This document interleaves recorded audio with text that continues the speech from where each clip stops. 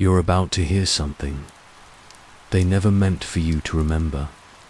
You were told we stopped going to the moon, that the last footprint was left in 1972, and nothing ever stirred the dust again. But that's not true. Something kept calling us back, and in 1973, we answered quietly, without applause, without a flag. They told no one. They buried the transmissions. They erased the names. But one signal escaped. Welcome back to MysteryCon. This is the story they tried to forget. A mission that never existed. A structure not built by human hands. And a signal still pulsing beneath the lunar soil waiting. This isn't science fiction. This isn't fantasy. This is the record they couldn't burn. Before we begin, make sure to like, subscribe, and hit the bell to stay updated, and drop a comment below to tell me what you want to hear next. I'm always watching for your suggestions. You might fall asleep after this, but you'll never see the moon the same way again. Close your eyes. This won't feel like fiction, because it isn't. The Apollo missions ended in 72. So why did I hear one in 73? Julia Mercer had worked the midnight rotation at Echo Range for 6 years. Enough time for the desert silence to become a second language. Nothing broke the hum of sand and static unless it mattered. And that night, April 17th, 1973, it mattered. She sat alone in the darkened operations room, lit only by the soft glow of analog consoles and green phosphor readouts. A half-full cup of reheated coffee trembled beside her as the dish antenna outside pivoted to track a routine NOAA satellite. It was supposed to be quiet, a clean sweep, low-orbit telemetry, a bit of geostationary signal chatter, then log the handover to Hawaii. But instead, something cut through the sky, sharp and unmistakable, Tranquility Base. This is Eagle 2, requesting status check. Fuel reserves at 14%, repeat 14%, awaiting go, no-go for extraction. Julia froze. It wasn't the words that hit first, it was the voice, the cadence. The Apollo comes, cadence those clipped affirmations, those measured breaths of trained men speaking through the void. But the last Apollo mission, Apollo 17, had left the moon in December 1972. This wasn't a ghost signal. It wasn't a replay. The band was clean. The frequency wasn't even listed on her sheets. She adjusted the dials, isolating the carrier. No known source. She ran a trace against everything in the archives. Still nothing. She called her supervisor. No answer. She tried routing to Lockheed's oversight desk in Sunnyvale, and the line dropped dead before the ring. The signal cut out minutes later, replaced by a burst of distorted static. But before it vanished completely, the carrier frequency, with what looked like a modulated sign sequence. She copied it, logged it manually, printed the waveform, then checked the satellite logs. No civilian or military satellite was scheduled for that band. For the next 20 minutes, the desert fell silent again. Julia sat back in her chair, suddenly aware of the sound of her own breathing. She stared at the waveform printout. It reminded her of something, but what, she couldn't quite place. She had trained for technical anomalies, solar flares, Doppler drift, even rogue cosmonaut signals. But this wasn't noise. This was targeted. She reached for her notepad and scribbled the transmissions times. Then, without fully knowing why, she tore out the page, folded it carefully, and slipped it into the inside pocket of her jacket. Her shift ended at 400. She drove home through the inky blackness, headlights catching tumbleweed and sandblasted. fence posts. The vast openness of the Nevada range, normally a comfort, felt different now, like it was listening. Her house was a two-bedroom prefab, tucked into a wash 5 miles from the nearest paved road. She hadn't installed a landline. Too many wrong numbers from base. Too many wrong people asking the right questions. She showered, sat on the edge of her bed, and pulled out the folded notepaper again. Eagle 2, she whispered to herself. That call sign hadn't been logged since Apollo 11, when Eagle was the name of the lunar lander. No mission after that reused it, and Tranquility Base hadn't been an active reference point since 1969. The name that came to her mind was Whitaker, Dr. Alan Whitaker, Lunar Geology, University of Nevada. He'd once consulted with NASA during the early Apollo planning phases. She'd taken 2 of his classes before switching from physics to communications systems.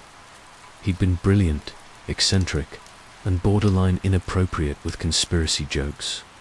She remembered one lecture clearly.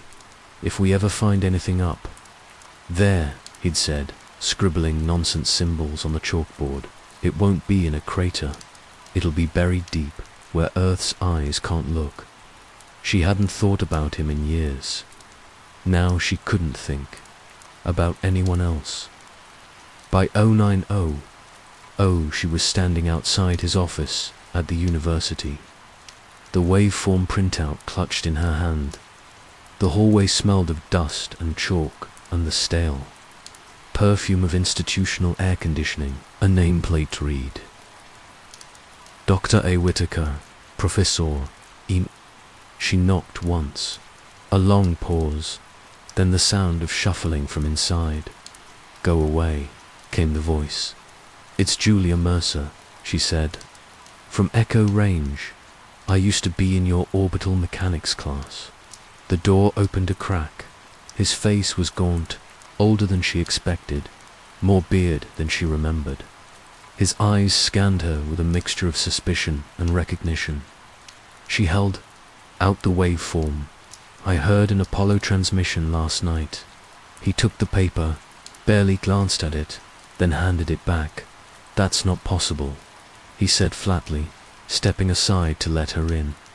His office looked more like a bunker than a classroom. Books stacked in walls, dusty globes, a corkboard pinned with satellite photos and red thread. He didn't sit. "What band?" He asked. "You, F narrow beam, no harmonics." The ID was Eagle 2. Transmission source unknown. It cut out after 68 seconds. There was a subcarrier with some kind of code on it. His lips tightened. She pulled the folded page from her jacket again. "I thought maybe it was a test transmission, but you know better," he said, finishing her sentence. He opened a drawer, pulled out an old folder labeled Project Silver Eagle, offline, restricted. Inside were photocopies, blurred signatures, fuzzy schematics of Apollo modules with unfamiliar extensions, and a typed memo dated 1971. Contingency, flight scheduling, asset recovery, lunar south quadrant. Julia scanned the page, her pulse rising. "South quadrant?" she asked. "Apollo never landed there." "Officially, no," Whitaker said. But Project Silver Eagle wasn't about the official record. It was about safeguarding discoveries that couldn't make it back through Congress. What kind of discoveries? Whitaker opened a small safe embedded in the bookshelf. From it, he pulled a black and white photo. A ridged surface moon rock, clearly, but in the center, an object, angular, deliberate, half buried. "We found something," he whispered, "or they did, near Shackleton Crater."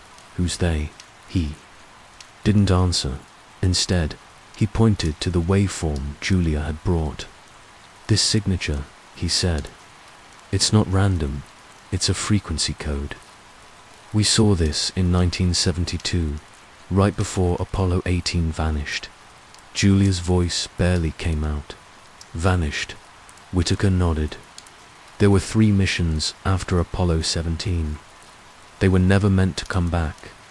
She sat down, suddenly aware of how cold the office was. "You need to be careful," he said, his voice suddenly low. "Whatever you heard, it's not a ghost. It's a signal, and signals are sent for a reason." Julia left his office too. Hours later, with a copy of the memo, the photograph, and a name, Dr. Sonia Reyes. She worked on the lunar regolith analysis, Whitaker had said, back when we still believed the moon was lifeless. He had paused before she left. "Don't contact her by phone, and don't use anything tied to your job." She nodded, heart pounding, understanding the weight of what they'd just unearthed. In her car, parked at the edge of the lot, she stared at the photo again.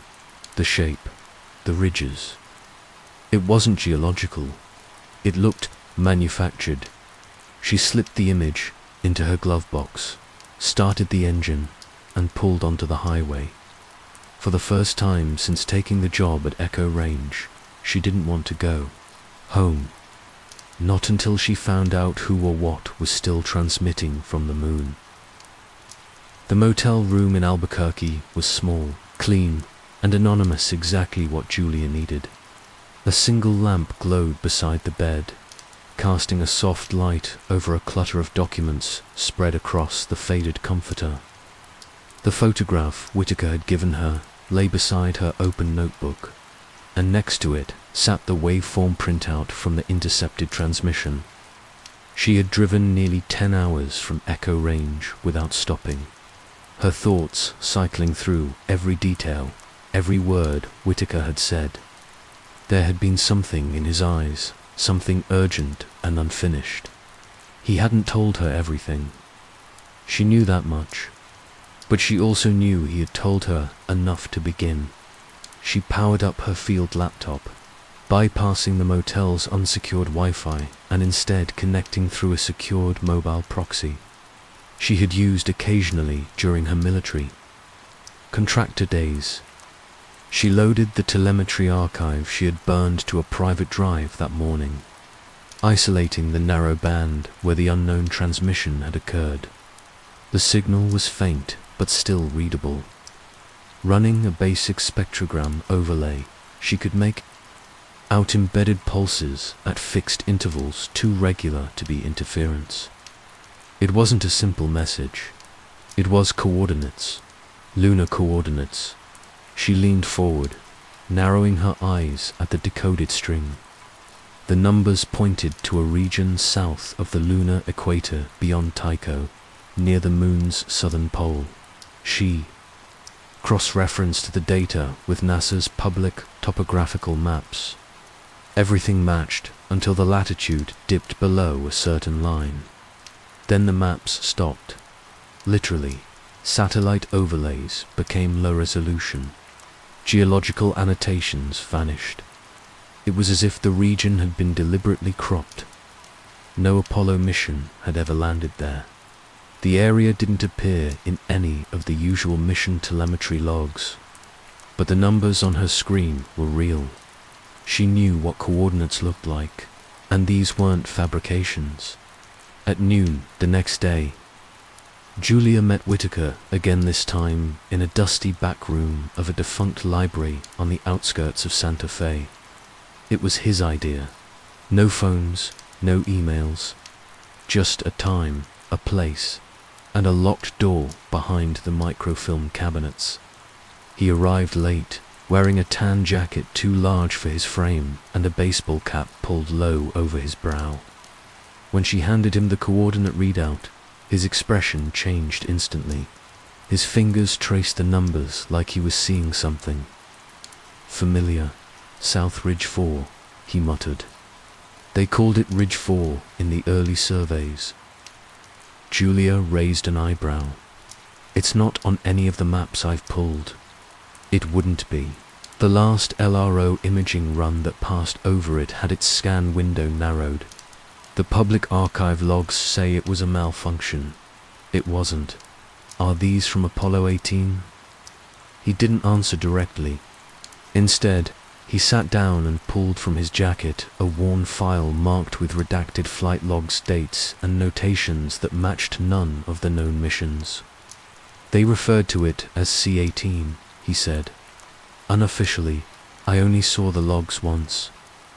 Back in '73, a colleague slipped them under my door after a departmental review. By the next day, he'd cleared out his office and never came back. Julia studied the file. Most of it was blacked out, but one line near the bottom stood out. It read, C-18 site, excavation phase interrupted, object destabilized, immediate abort initiated. Object, she asked. Whitaker looked away. I don't know what it was. The document called it an artifact, but I've heard other things. Reyes might know more. You said she worked on the regolith analysis. He nodded. Dr. Sonia Reyes. She was part of the materials lab that handled all lunar soil samples. Quiet, sharp, paranoid as hell even back then. If anyone kept records off the books, it's her.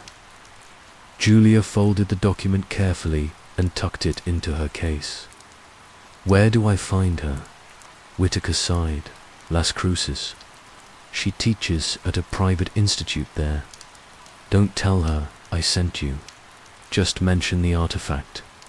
Later that day, Julia drove south through the New Mexico desert, her eyes scanning the highway while her mind turned over possibilities.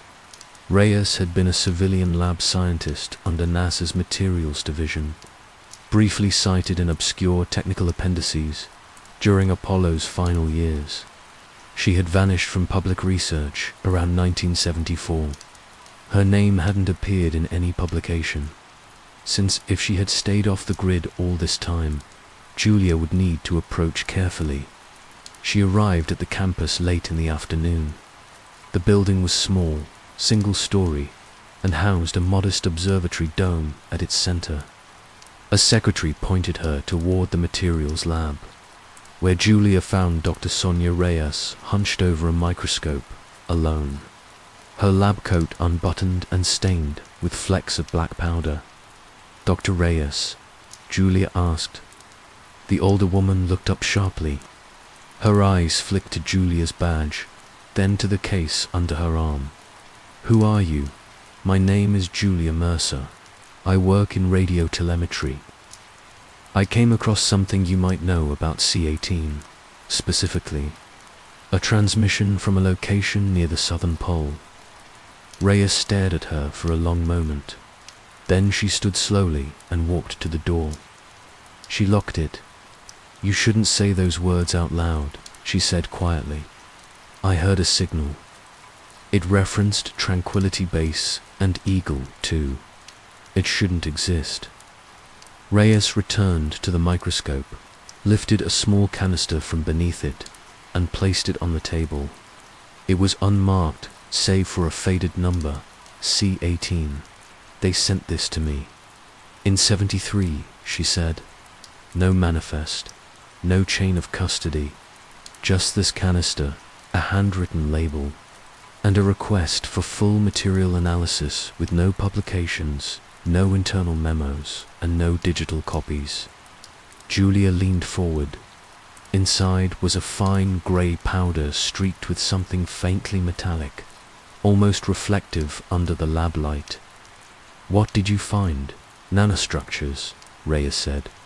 Irregular arrays, not mineral, not crystal. Something artificial. The scans were unlike anything I've seen, self-assembling lattice that responded to electromagnetic pulses, and NASA buried it. Reyes shook her head. They didn't bury it. They locked it up. They marked the samples as inconclusive contamination and transferred them to a Department of Defense facility. I kept one fragment.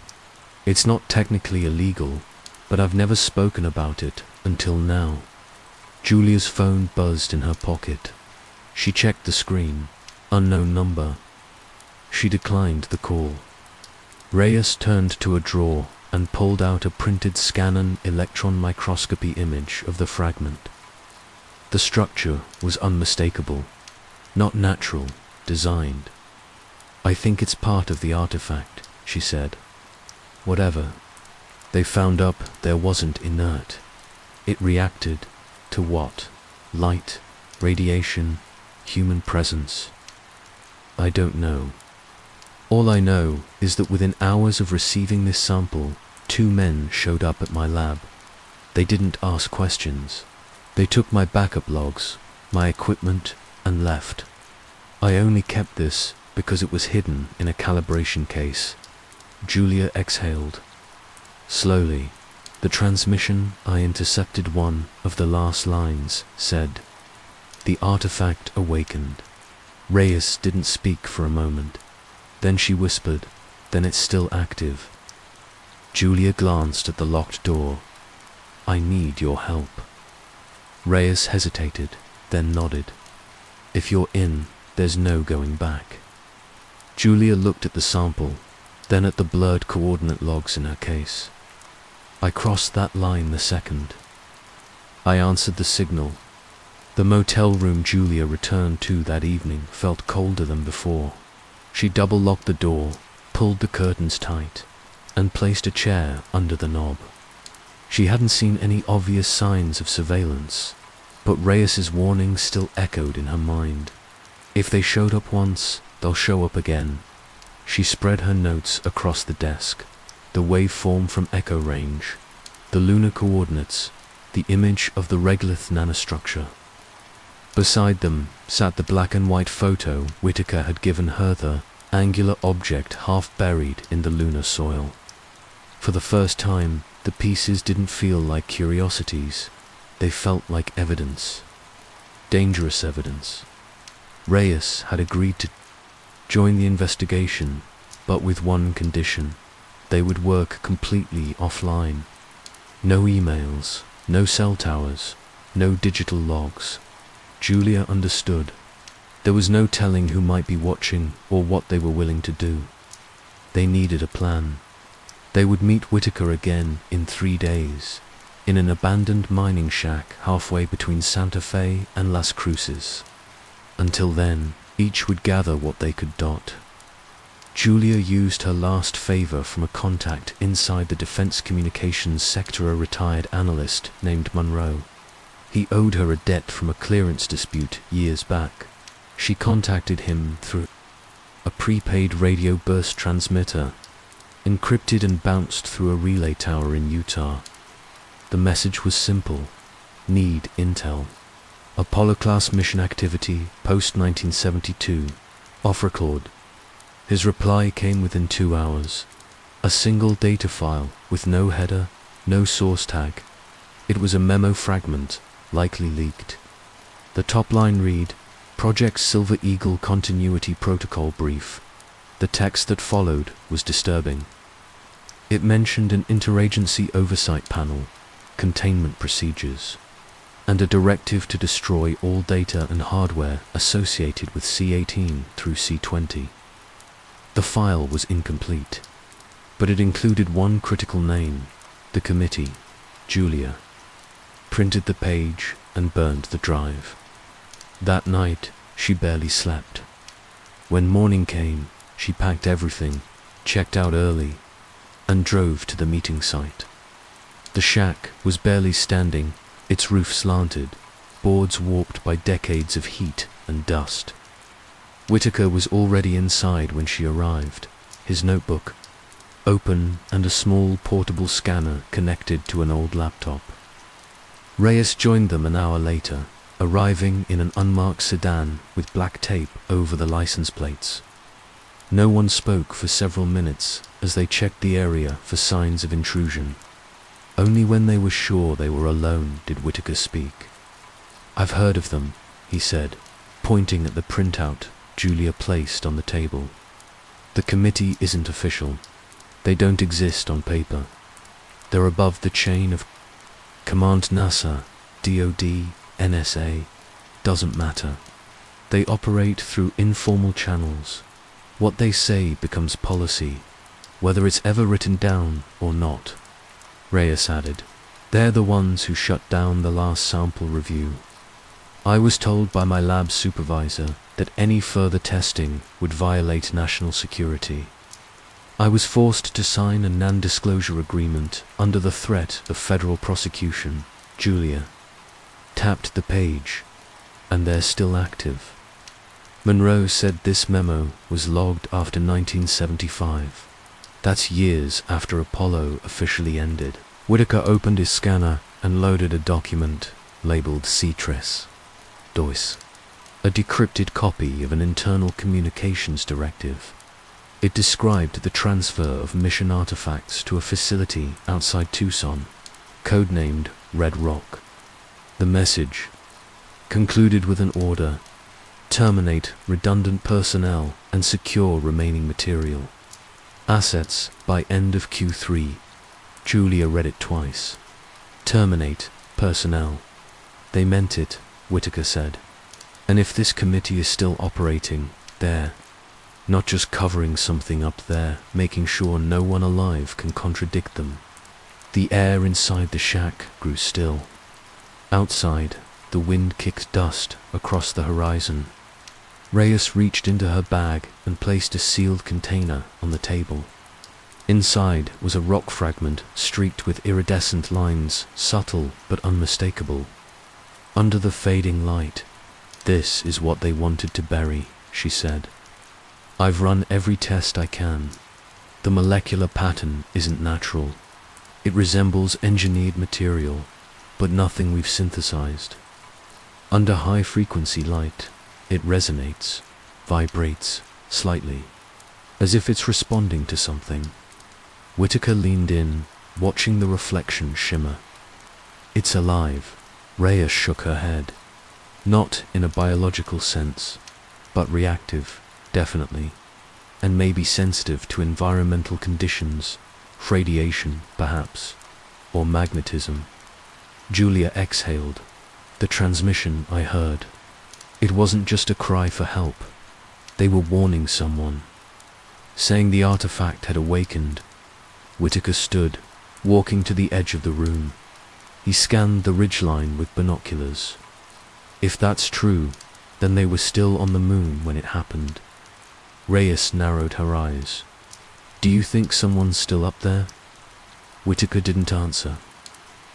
Instead, Julia refocused the conversation. The next step is simple. We compile everything, every file, every image, every analysis and go completely dark. No digital footprints. Then we plan how to get real proof. Proof of what? Reyes asked. That the official story isn't the whole story. That Apollo didn't end with 17. That they found something and tried to hide it. And that someone, maybe something, was left behind. Before leaving, they agreed to encrypt and store their files in separate physical locations. Reyes would handle the sample and lab documentation. Whitaker would secure the historical records and committee documents.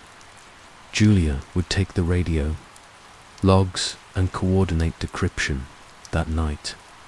Back at a different motel in a different city, Julia took every precaution she knew. She paid in cash. She parked 2 blocks away. She entered through the back and placed a strip of paper beneath the door. At 3:12 a.m., she woke to the faintest rustle of movement. Her pulse quickened. She didn't move, didn't speak, just listened. The paper was still in place. No one had entered. Still, the feeling lingered, something just beyond perception. The next morning, she found an envelope slipped under her windshield. No return address, no stamp, just a single card inside. On it were 5 words. Some things belong in darkness. She burned it in the motel sink, then doused the ashes with water. She made no phone calls that day. She left no receipts. Reyes called. from a payphone 20 miles out. Her lab had been broken into. Nothing was stolen, nothing was disturbed, but everything had been touched. Even the safe that held the fragment had been left open with the rocks still inside. "They want us to know they were there," she said. Whitaker, when contacted later, had his own news. His old colleague, the one who'd sent him the K-18 memo in '73, had died the previous week. A car accident. The timing was too perfect. "We've crossed the line," Whitaker said flatly. Julia stared at her notes that night, surrounded by 3 layers of locks and a revolver under her pillow. The signal had been the first step. The coordinates, the soil sample, the encoded message, all of it pointed to something real, something intentionally hidden. But now they weren't just looking for answers. They were targets, and whoever ran the committee had just made their move. The safe house was an abandoned ranch outside Magdalena, New Mexico. Miles from the nearest town and hidden behind rusted fencing, it had once been part of a defunct cattle operation. Now it was a makeshift command center, its walls lined with insulation, foam, and power drawn from a solar array Whitaker had rigged together from scrap panels. It wasn't comfortable, but it was secure, at least as secure as any place could be once you became the subject of a covert surveillance campaign. Inside, 3 people worked in silence. Julia Mercer sat near the window, listening through a parabolic mic aimed at the gravel road. Sonia Reyes ran scans on the lunar fragment under filtered UV light. Alan Whitaker sorted through photocopied files with the same urgency as a man reviewing a will. It had been 5 days since Reyes's lab was breached, and Whitaker's old contact was found dead. The committee hadn't moved against them directly since then, but the message was clear. They were being watched. What remained uncertain was whether their enemies were waiting for a mistake or simply preparing a final step. That morning, Julia finished reassembling a wideband radio scanner modified to intercept satellite data links. She aimed it at the coordinates from the Apollo Iris signal and began scanning for activity. Within hours, she picked up short, encrypted bursts too brief for standard telemetry and too structured to be random. The signal strength was weak but consistent, repeating in exact intervals. No one had claimed that frequency in over 40 years. "It shouldn't be broadcasting anything. It's coming from the old orbiter," she said, not looking away from the signal trace. Reyes turned toward her. "Which orbiter?" "Lunar Orbiter 5. NASA listed it as decommissioned in the late '60s, but this band suggests it's still active, or at least partially responsive." Whitaker stepped forward. "If that thing is still transmitting, someone reactivated it. And if they did, they're using it for something no one's supposed to see."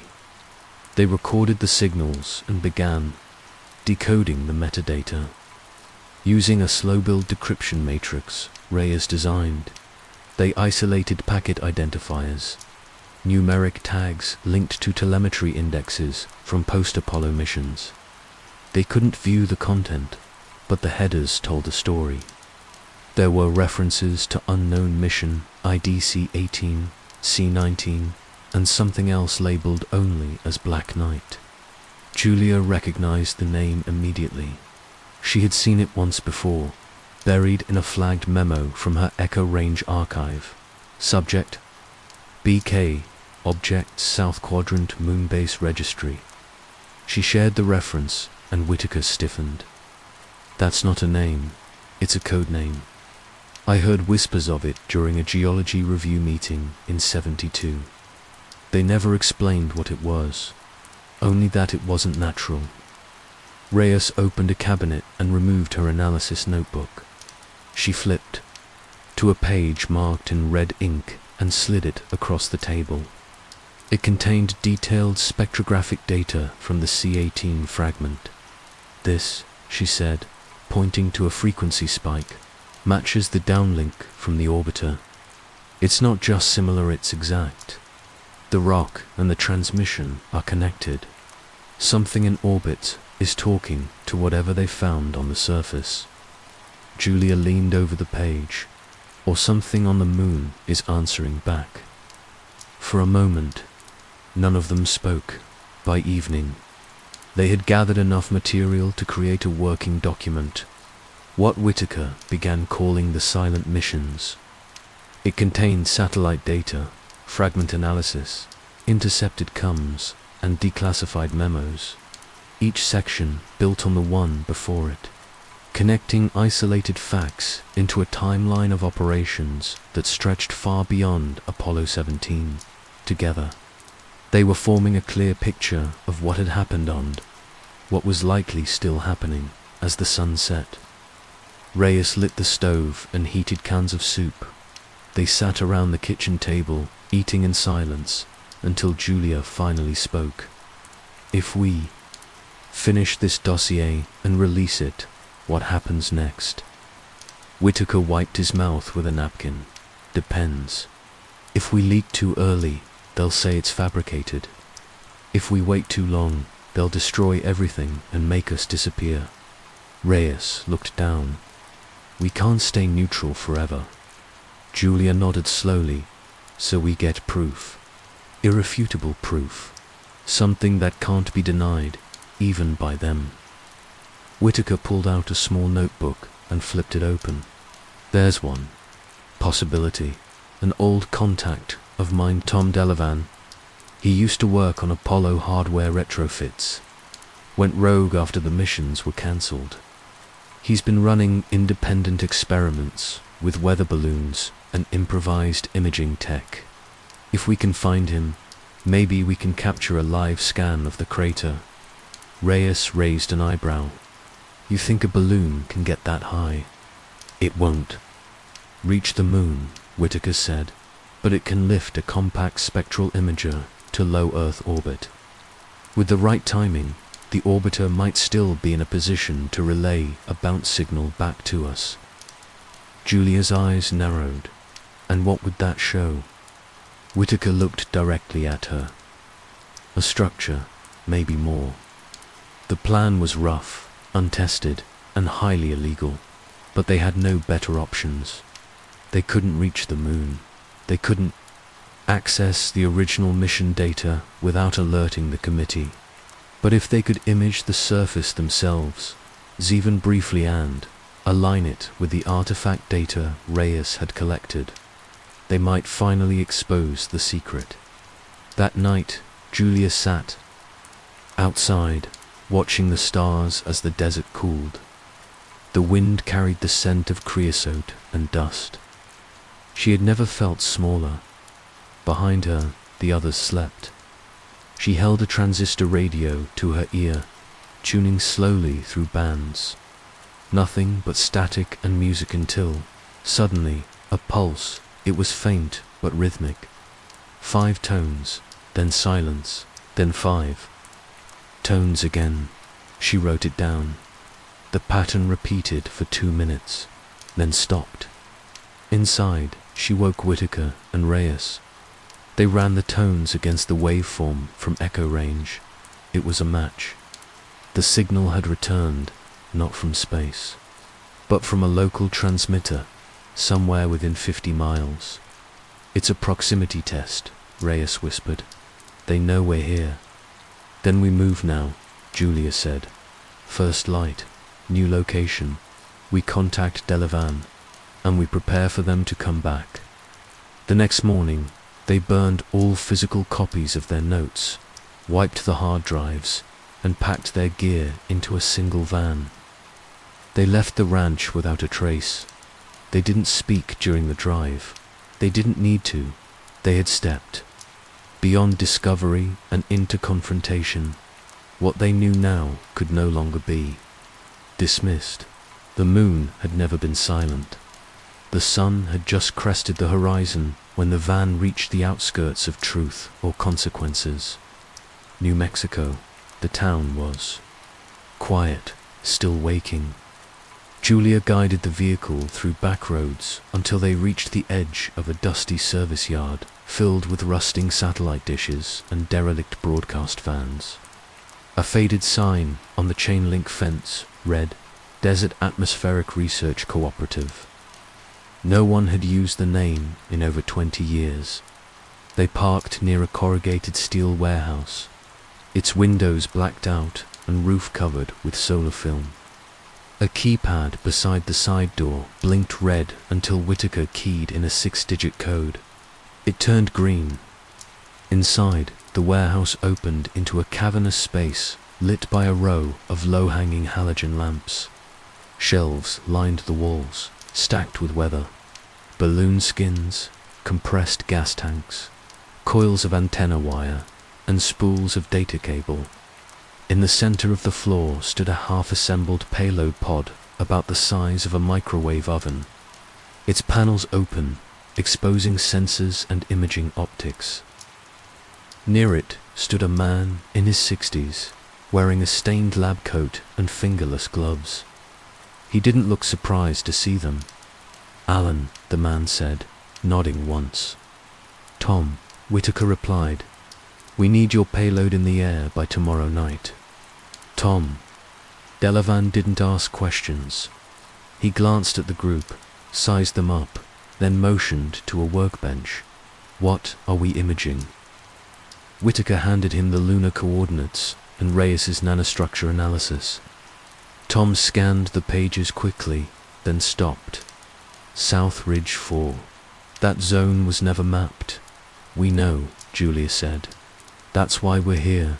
For the next 12 hours, they worked non-stop. Tom calibrated the spectral imager, installing lenses tuned for narrowband infrared and UV reflectance. Reyes fed him mineralogical models to compare against in real time. Julia rewired the radio encoder to bounce telemetry off passing satellites without registering on FAA logs. Whitaker plotted the balloon's release window using weather prediction software tied to archived NOAA wind data by nightfall. The payload was ready. It was mounted beneath a Hypersure weather balloon, reinforced with an aluminized shell to reduce radar cross-section. It looked like something built in a basement, but it was capable of reaching near space altitudes and capturing high-resolution spectral scans. Tom led them to a flat clearing outside the compound where the air was still and dry. They waited until the upper wind currents matched the projection. At 2:41 a.m., Julia gave the word. The balloon lifted from the ground slowly. At first, then rose swiftly into the dark.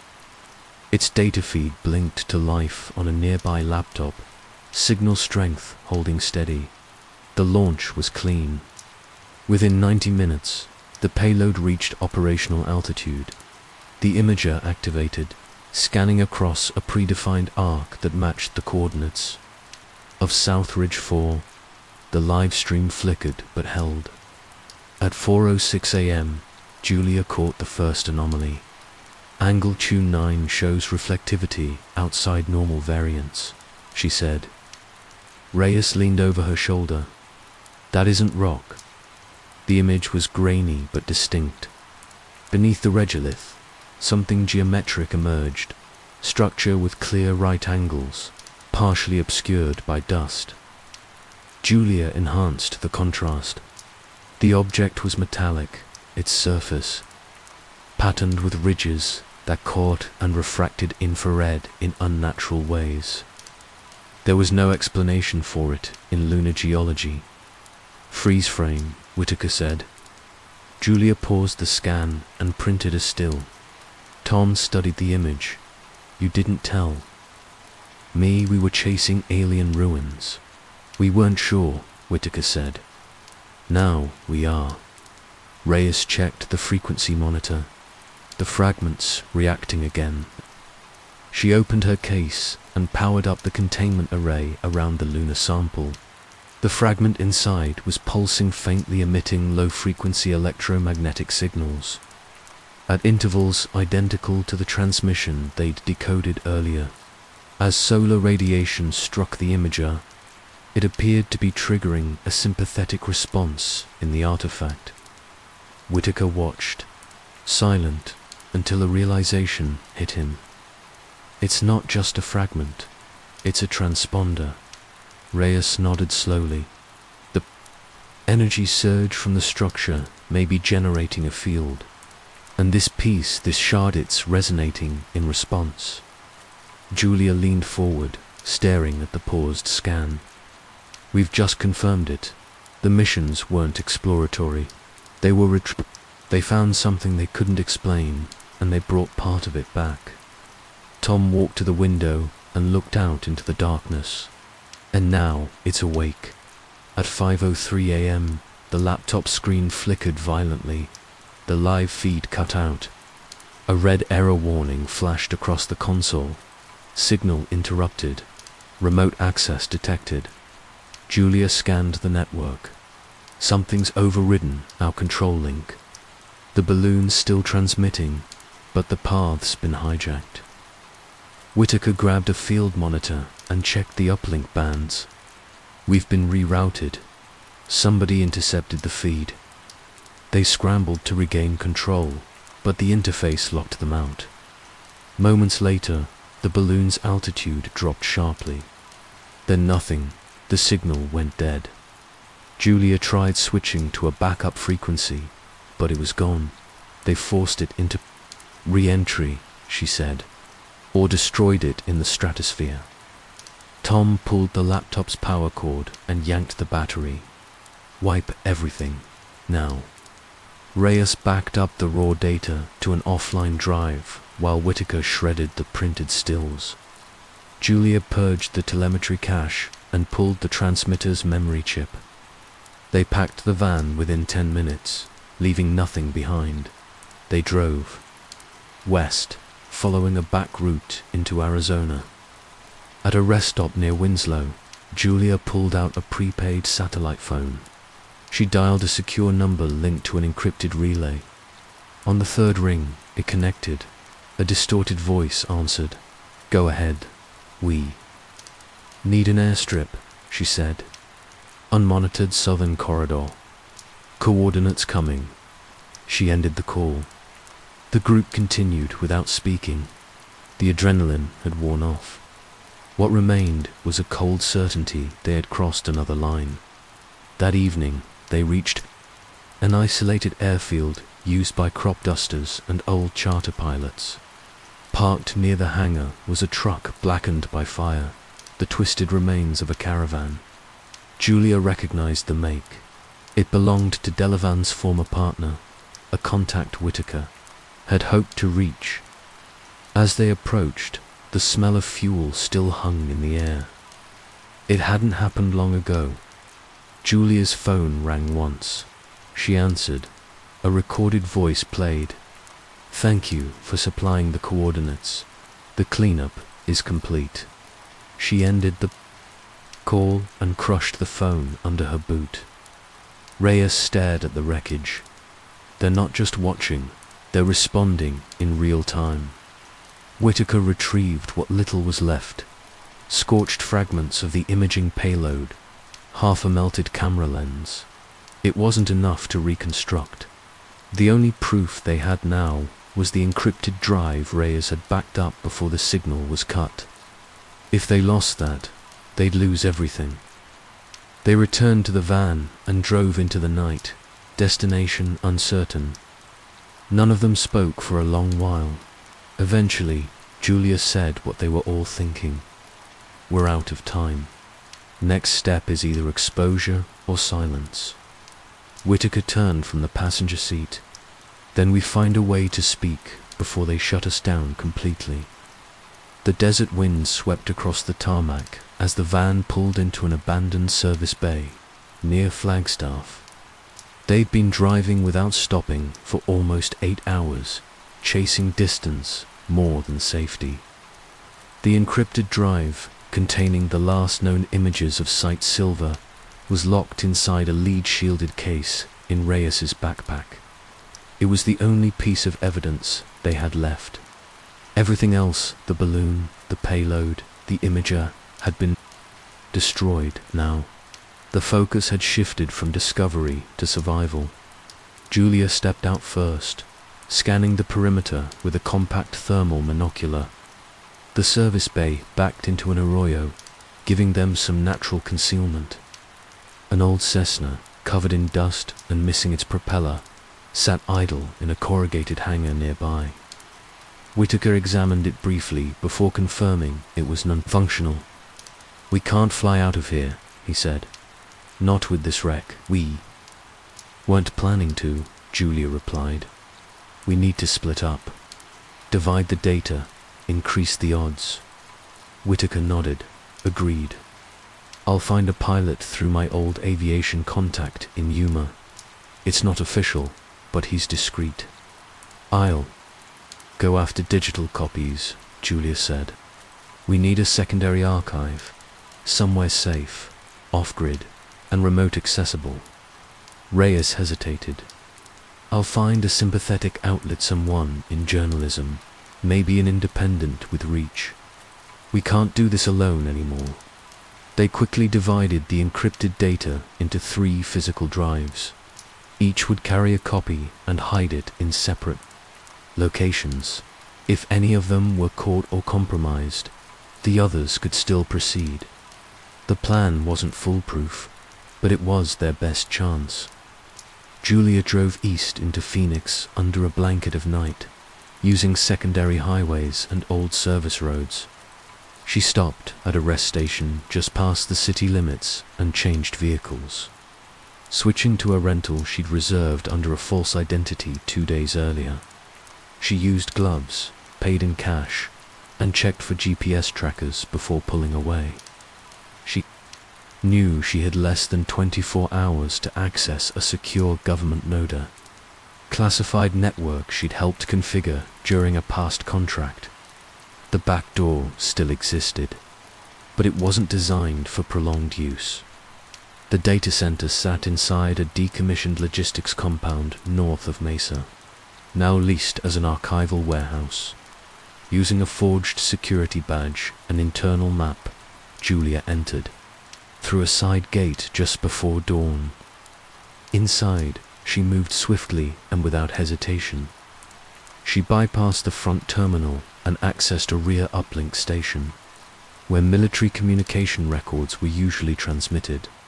Plugging in the drive, she ran the data through a disguised utility functioner maintenance command that would compress, segment, and embed the archive into routine diagnostic packets. If it worked, the silent missions dossier would be buried inside the system's daily logs and retrievable remotely through mirrored nodes. She completed the process in just under 18 minutes, but something was wrong. The hallway lights dimmed briefly, and a low thrum passed through the floor. A door opened near the front of the compound. She removed the drive and stepped into a janitor's closet. Through the slats in the door, she watched 2 uniformed security agents pass by. They weren't part of the regular team, she could tell by their movements. They scanned room by room, not with flashlights, but with small, handheld devices sweeping. In arcs, Julia recognized the Model E MF trackers used to locate wireless devices, even if shielded. They weren't looking for intruders. They were hunting for data. She waited until they passed, then slipped out and moved through a secondary corridor toward the vehicle yard. She climbed a fence on the far side and disappeared into the cactus-lined desert before the compound locked down.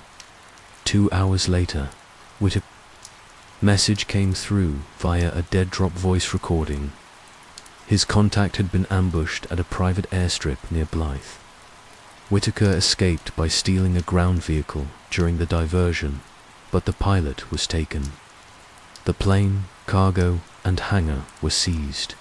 "They knew we were coming," Whitaker said, "and they weren't local. Silver helmets, military-grade hardware. They weren't there to intimidate. They were there to remove evidence. Reyes's update followed by satellite relay. She had arranged a meeting with an independent journalist named Carlos Mendoza. He ran a podcast network out of Baja, known for exposing defense contractor fraud and Pentagon slush funds. Reyes met him at a roadside diner outside El Centro Ver. Conversation was brief but productive. Carlos agreed to help, offering access to a secure uplink he used for anonymous tips. Reyes handed him a physical sample of the lunar fragment for imaging and analysis. But as she left the diner, she spotted an unmarked SUV in the parking lot. It followed her for 30 miles. Reyes led it off-road, into a canyon bluff where the vehicle lost traction. She left her car behind, took only the encrypted drive, and hiked 2 miles on foot to a rural bus depot. By then, she had lost them, but not before realizing that part of the sample case had been damaged during the escape. Half of the core fragment had been exposed and destroyed by heat or pressure. Only a single sliver remained. They regrouped that night in an abandoned mining town west of Tucson. The buildings were falling in, and power came from a gas generator. Whitaker had salvaged from an old construction site. They met in the office of what had once been the town's general store. The shelves were empty except for a few rusted cans and faded advertisements from decades past. Julia laid out the printed metadata from her upload. The data's in the system. It'll take time for the archive to propagate, but we've secured one layer. Reyes handed over the remaining fragment sliver. Carlos has the other half. I hope we can trust him. Whitaker checked the perimeter, then came back with a portable radio. We can't stay here long. They're tracking by heat and movement. If the balloon showed them how serious we were, this confirmed it. We're being hunted, and we've only just started. They worked through the night to review their options. The committee was clearly coordinating real-time intercepts. They had access to communications, travel records, and likely satellite imaging. That level of oversight required interagency, support intelligence, defense, and likely private contractors. Julia floated the idea of a direct overflight. If we can't get the satellite data, and we can't launch again, maybe we go one step further. Whitaker frowned. You're talking about getting to the moon. Eventually, she said. But first, we go after their vaults. They didn't erase all the records. Somewhere, buried in government archives or contractor servers, the original files from missions 18 through 20 still exist. Reyes looked up. And the transmission. Julia nodded. It's not just data, it's a signal. Something is still active up there. They made their decision before dawn. Each of them would move independently for the next 48 hours, using burner phones and pre-planned routes. Their goal was simple: locate where the committee was storing the final records and intercept them before they disappeared forever. As the sun rose over the desert, the three of them stood outside the crumbling store. Dust settled on the windshield of the van. A hawk circled above, riding the warm updraft. We're out of hiding now, Julia said. This is the part where we stop running. Whitaker looked at the hills in the distance. Then it's time we took something from them. Reyes held the fragment in her palm, feeling the faint warmth it still emitted. They tried to bury the truth, she said. We're going to dig it back up. They drove out separately, each vanishing down a different path. But their destination was the same dot the storm came in just after midnight, sweeping over the desert in heavy gusts. Dust lashed the hangar walls, cloaking everything in a grainy veil. Julia stood inside the control cabin of an old telemetry truck. watching weather updates flicker across a jury-rigged radar screen. The wind was rough, but the conditions were ideal enough interference to mask thermal signatures and radio spikes. They had chosen the launch site carefully, an abandoned rocket range near White Sands. Long since decommissioned, its infrastructure stripped and forgotten. What remained was barely functional, but enough to serve one last purpose. Whitaker climbed the gantry ladder with a weathered duffel over his shoulder. Inside were 3 lithium-ion battery packs, a telemetry receiver, and a digital trigger module. He checked each component twice before attaching them to the launch capsule. Below him, the sound of hydraulic arms adjusting the cradle echoed against the concrete walls. The rocket was a smaller-sounding model, originally designed for upper atmosphere. Measurements, but it had been modified for low lunar trajectory. Lightweight, silent, and disguised as a meteorological probe. It wouldn't trigger orbital tracking systems unless someone knew exactly what to look for. Reyes secured the final sensor array beneath the capsule's outer panel. The custom imager, refined from the balloon prototype, now carried a broader spectral lens array capable of capturing multispectral data from lunar orbit. She sealed the housing and stepped back. "Payload locked," she said. Julia activated the uplink console and established a handshake with the rocket's onboard processor. Data flowed, in telemetry stable, battery charge at full, all systems green. The storm gave them cover, but they would only have a short window. The rocket's trajectory would arc above the exosphere for just a few minutes before pushing into a transfer corridor. From there, the payload would orbit the moon twice, using onboard guidance to scan the coordinates they now referred to as Site Silver. "All stations go," Julia said. "We launch on your mark."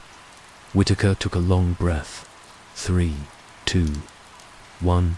The ignition was nearly silent. The rocket lifted on a pillar of compressed gas, vanishing into the storm's swirling night. Its ascent was smooth. Within seconds, it disappeared from visual contact, tracked only by a shrinking blip on the radar screen. "Telemetry is solid," Julia said. "No immediate pings. We're invisible for now." They waited as the rocket climbed, crossing into the edge of space. At altitude, the onboard imager would activate autonomously, capture frames, and begin relaying compressed packets back to the ground station. Julia monitored the stream, hands steady. Each second that passed without detection was a small victory. At las 2:11 Altame, the first data packet arrived. "Visuals inbound," Reyes said. The image was raw and filled with interference, but as the software stabilized it, contours began to emerge. The crater was visible jagged edges, soft regolith, and in the center, something angular and deliberate. As more data flowed in, the structure became clearer. It wasn't a simple object buried beneath the dust. It was a griddle, geometric, layout with right angles, symmetrical extensions, and what appeared to be an entry aperture near its base. A faint spire rose from the center, its surface catching lunar sunlight and reflecting it in patterns.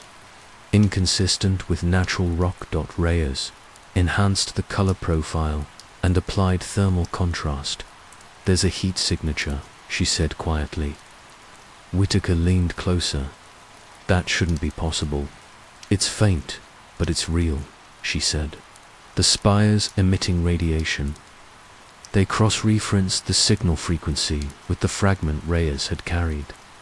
The readings matched, a low-frequency pulse, cycling every 11 seconds. The resonance wasn't random. It suggested function, perhaps, a beacon or internal system still operating after decades. Or longer.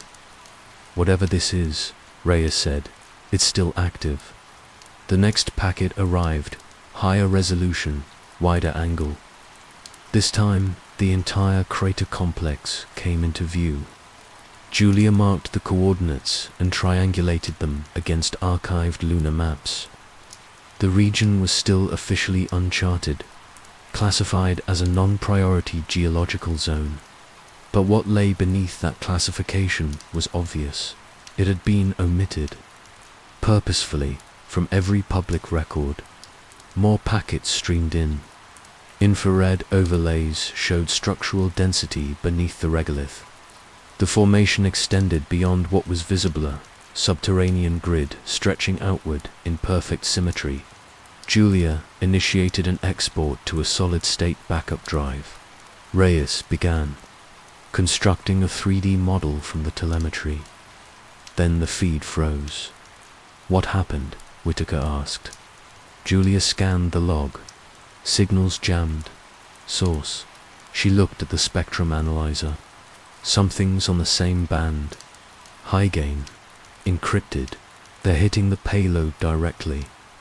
Reyes watched the feed flicker, then vanish. "We've been intercepted." Julia tried rerouting the signal through backup nodes. Nothing responded. The rocket's guidance was still transmitting heartbeat data, but the imager was offline. She checked the console logs. "Remote control access detected," she said. "They're forcing a shutdown." Seconds later, a failsafe activated. "Payload trajectory altered," Whitaker said. "It's descending. Re-entry vector." Julia asked. Whitaker ran the numbers. "South Pacific, total burner." Julia shut down the transmitter. The room fell silent. "We had it," Reyes said. "Proof, and now it's gone." Whitaker opened the side panel of the console and pulled out the backup drive Julia had created during the download. Not all of it. The drive held the early data packets, the first confirmed images of Site Silver, the spectral resonance, and the thermal readings. It wasn't the full archive, but it was enough to prove what they'd seen. Before they could celebrate, a warning tone filled the cabin. "Ground, perimeter breach," Julia said. "Thermal pings, multiple." She disabled the lights and switched the system to battery mode. Whitaker grabbed a field scope and checked the infrared window. 3 contacts, maybe more, approaching from the north ridge. Reyes secured the fragment and packed the drive into a lead case.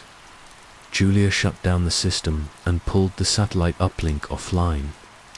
They had 10 minutes, maybe less.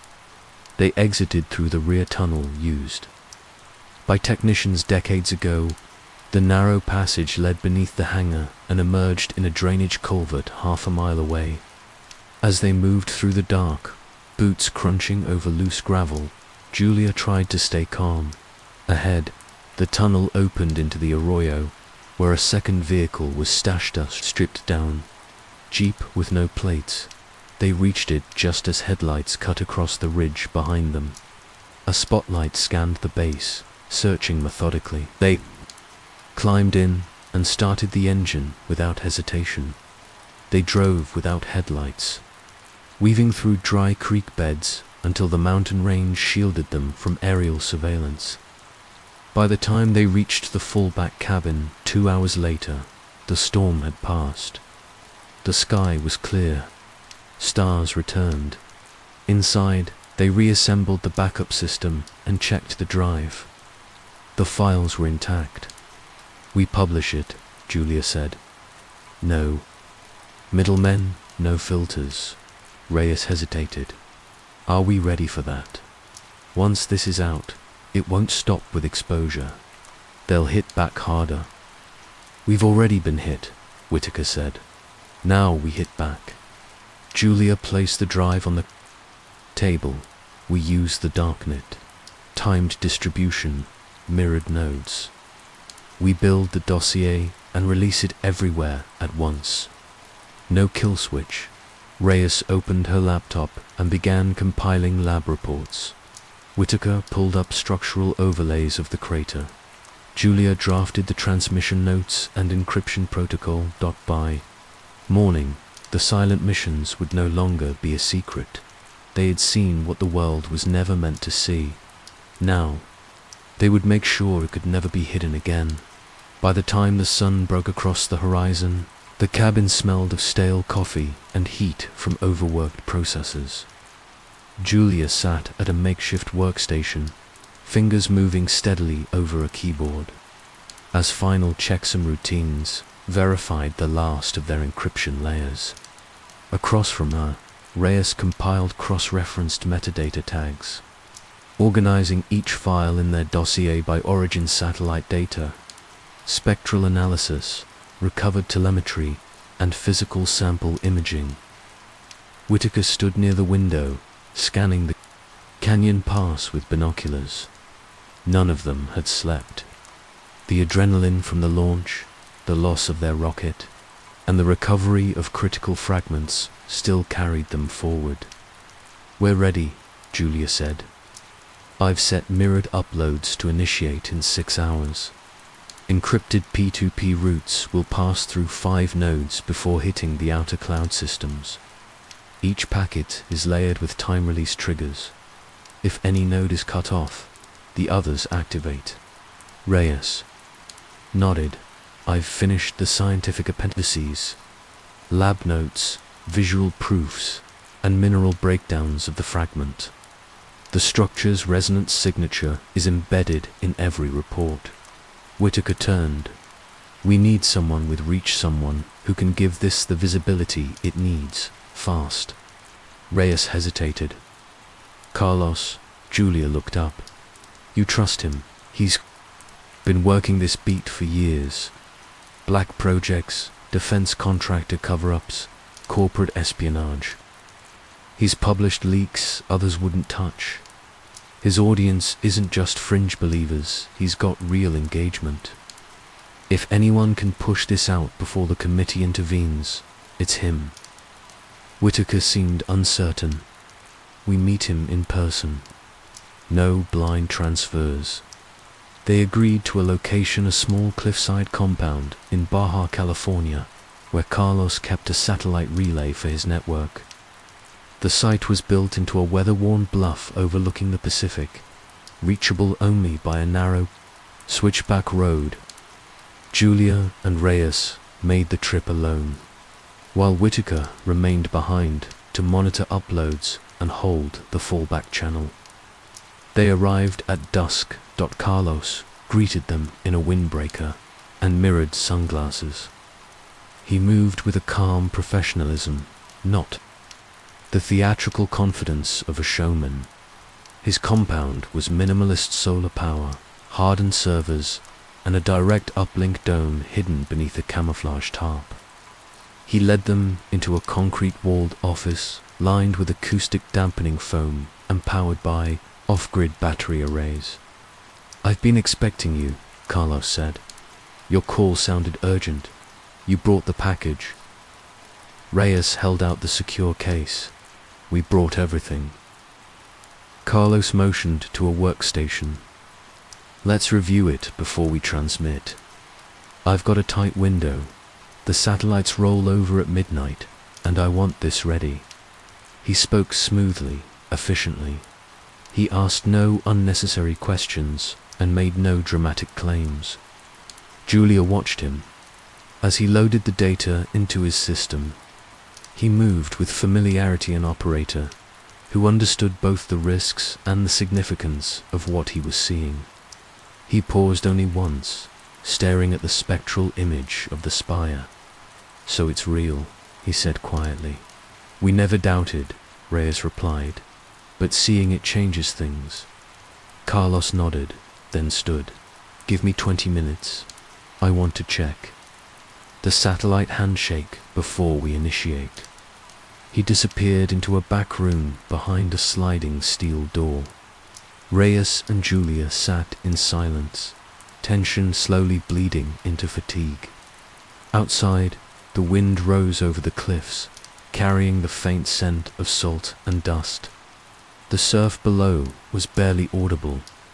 10 minutes passed, then 20. Julia stood.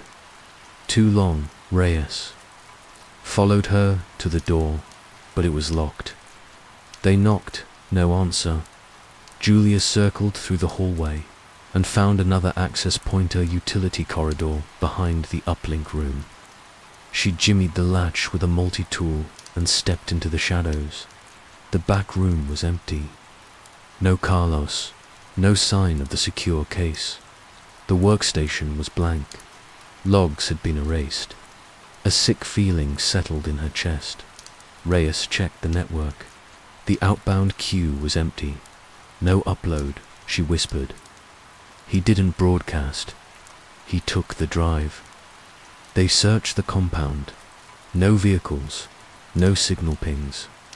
He had vanished along with the only physical copy of the fragment sample they'd carried. Julia accessed the nearest router and pulled a list of recent geolocation tags. There was only one, a ping from an unregistered phone uplinked 5 minutes earlier, transmitting coordinates to a satellite node east of Mexico City. Reyes stared at the screen. He sold us out. They jumped into their vehicle and drove down the switchback, tires sliding on loose gravel. An hour later, they stopped at a bluff overlooking a service road. A low glow burned in the distance vehicle lights, moving fast. They tracked him to a remote overlook. The road ended at a cliff. The ocean stretched beyond in darkness. Carlos stood beside a small launch vehicle, preparing a payload case for aerial transfer. He didn't seem surprised to see them. "You weren't followed," he said calmly. "Good." Julia stepped forward. "You stole the fragment." Carlos held up a small beacon. "I transmitted the coordinates to a buyer, foreign but interested. They won't suppress it. They'll force the US to respond. This doesn't belong to one country." Reyes moved closer. "You had no right." Carlos shrugged. "You brought it to me. You gave me access. This is bigger than any of us." Julia noticed the small transmitter on his belt tied to a shaped charge near the cliff's edge. "Step back," he warned. "I don't want this to end poorly." "You already ended it," Reyes said. Julia pulled a compact scrambler from her coat and activated it. The beacon flickered, and Carlos lunged for it. Reyes tackled him. The transmitter fell, and the shaped charge ignited. The blast threw them both backward. Dust and heat exploded into the air. The cliff crumbled. Carlos vanished over the edge. Reyes rolled clear, bruised and coughing. Julia pulled her to her feet and scanned the wreckage. The payload case was missing, gone either in the ocean or into enemy hands.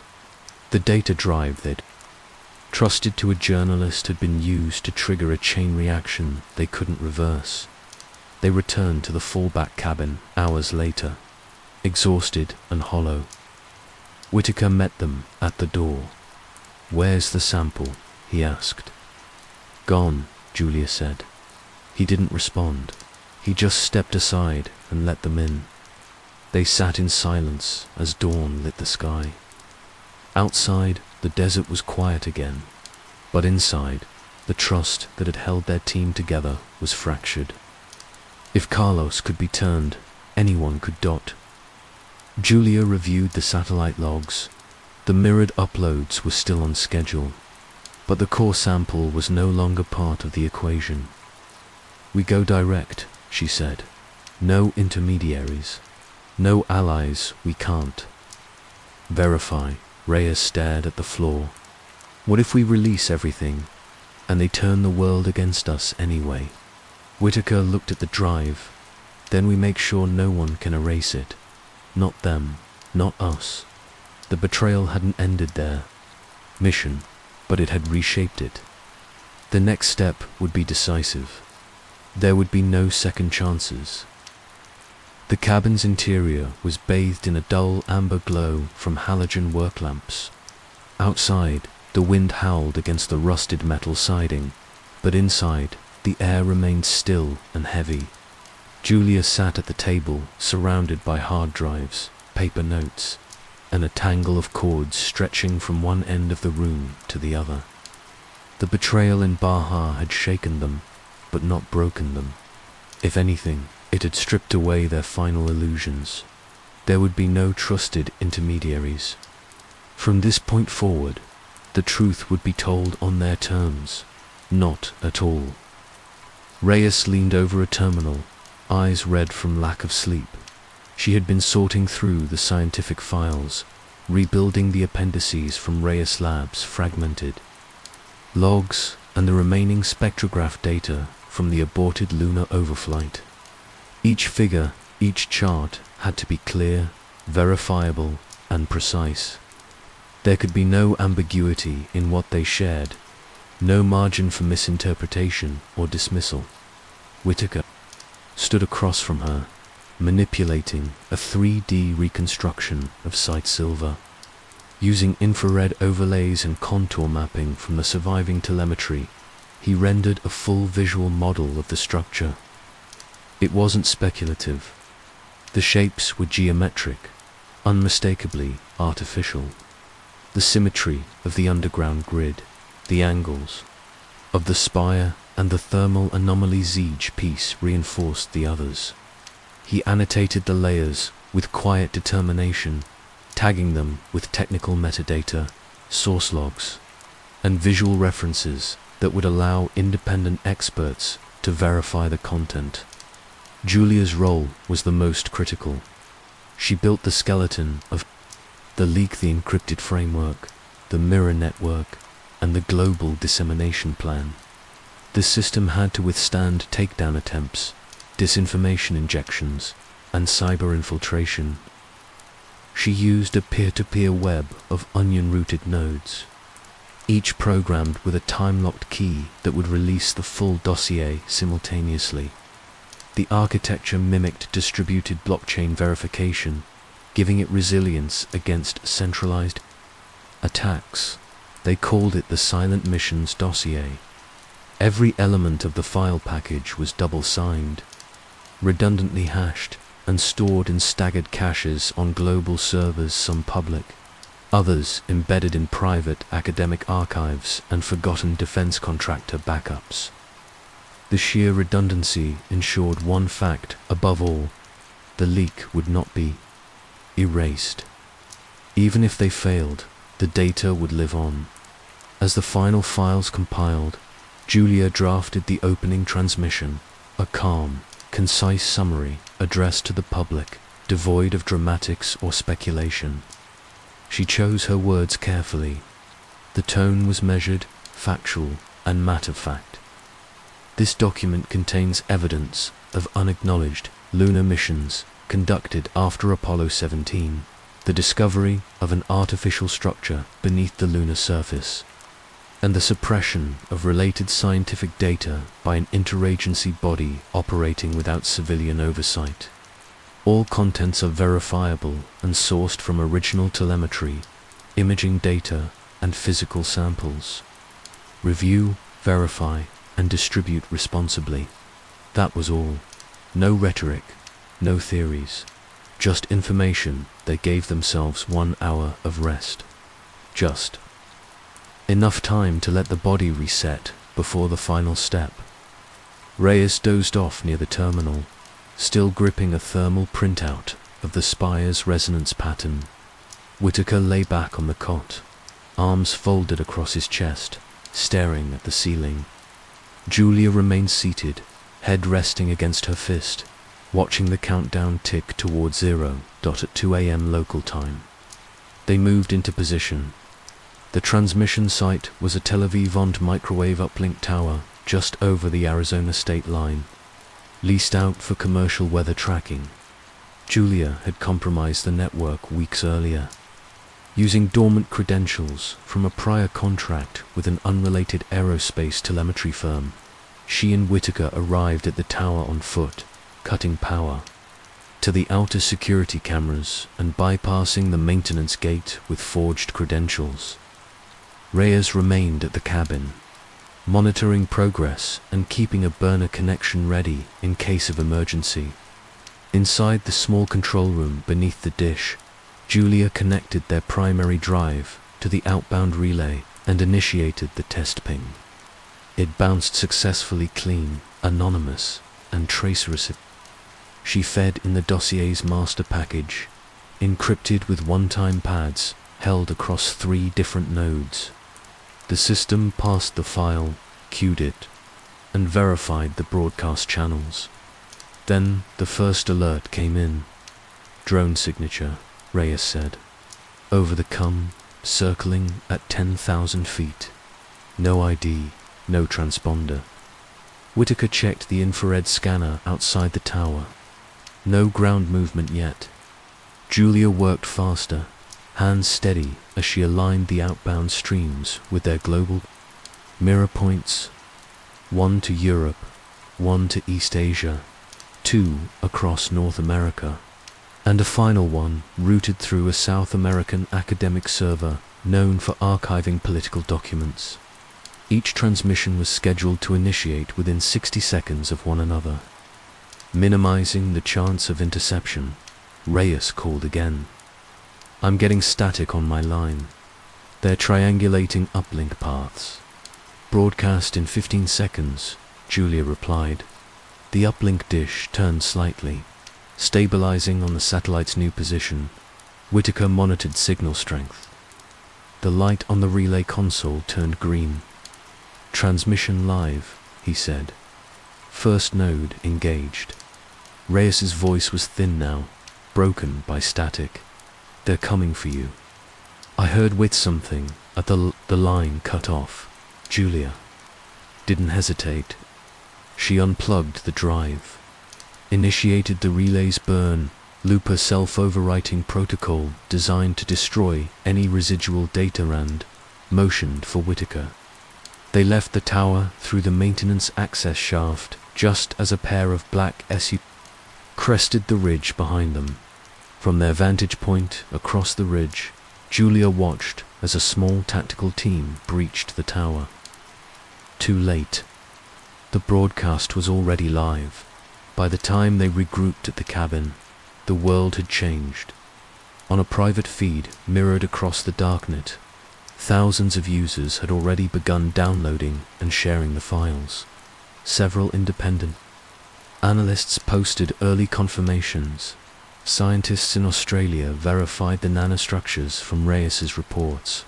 A defense contractor whistleblower from Virginia released internal memos that corroborated elements of the committee's involvement in Apollo 18 logistics. Then came the public responses. The first mainstream outlet to acknowledge the leak was a European science journal. They published a preliminary article within 30 minutes of the broadcast, verifying parts of the thermal data and requesting an open international review.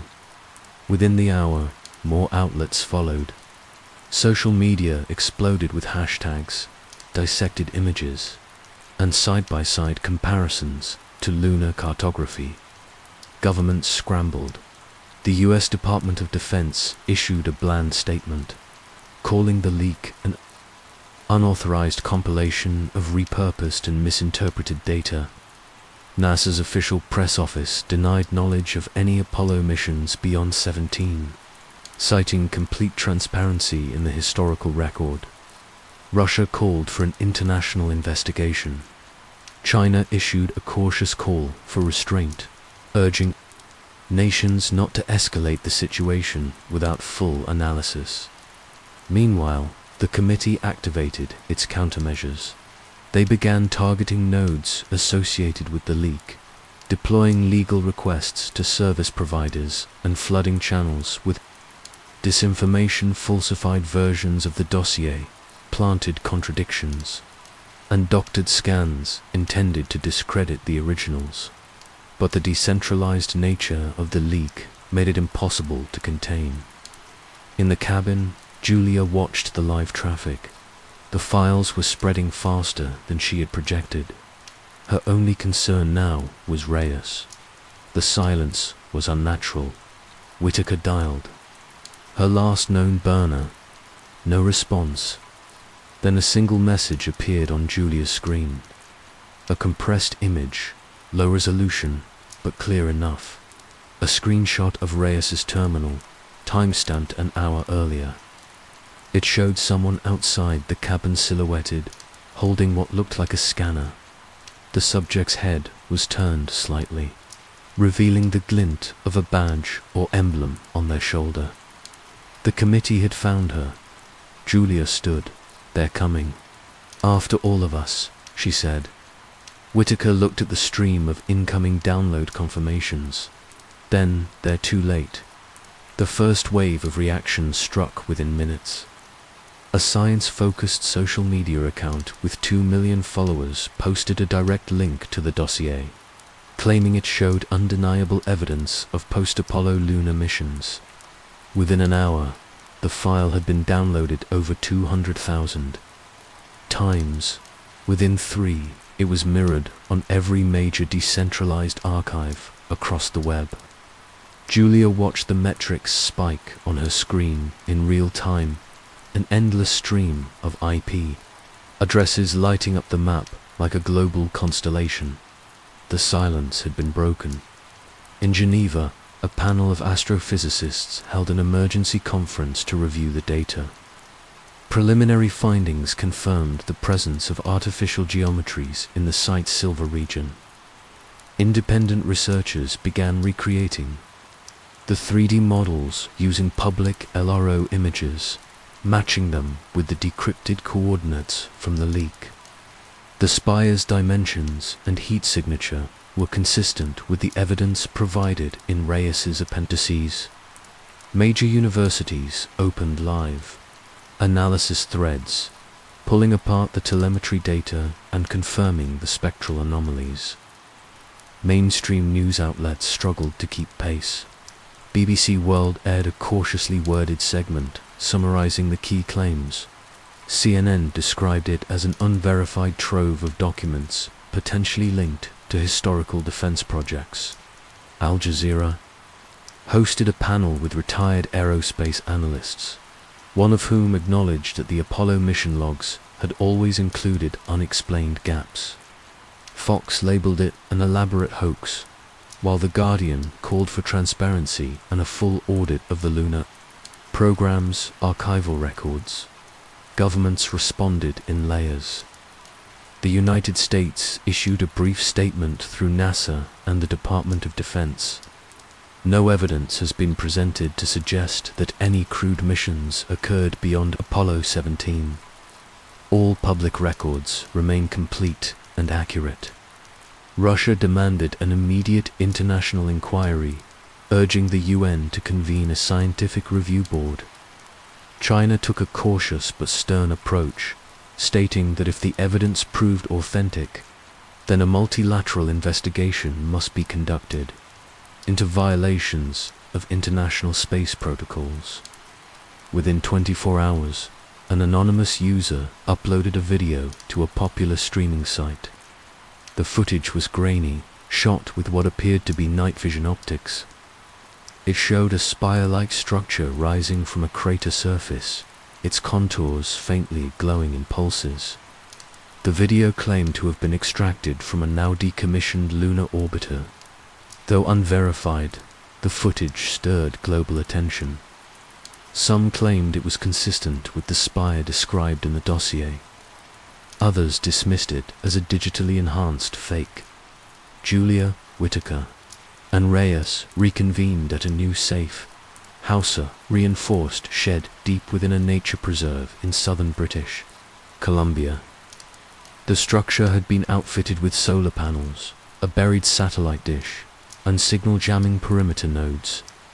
There was no power grid to trace, no landlines, and no visible trails leading to the cabin. It was a ghost buried in trees. Reyes had re-established contact after the breach at the cabin. She had gone dark intentionally after detecting signs of local surveillance. Now back with the group, she brought new fears. "They're no longer just watching," she said. "They're turning the narrative." Whitaker placed a satellite receiver on the table and patched into a closed intelligence channel. They listened in silence as a pre-recorded report played. A government spokesman claimed that the entire Silent Mission's dossier had been generated using artificial intelligence and forged documentation. The committee's counterstrike had begun. Julia kept her expression neutral. "They're shifting to disinformation." The committee's campaign was layered and effective. Doctored versions of the dossier began appearing online, nearly identical in structure but with small, intentional errors. Some files were altered to include blatant scientific inaccuracies. Others contained false timestamps or inconsistent metadata. Their purpose was simple: to dilute the signal, introduce doubt, and fracture the credibility of the original archive. Most of the public wouldn't know which version to trust. Concurrently, the committee moved to isolate and neutralize the leaked sources. Independent journalists who had written about the dossier found their websites inaccessible or their funding cut.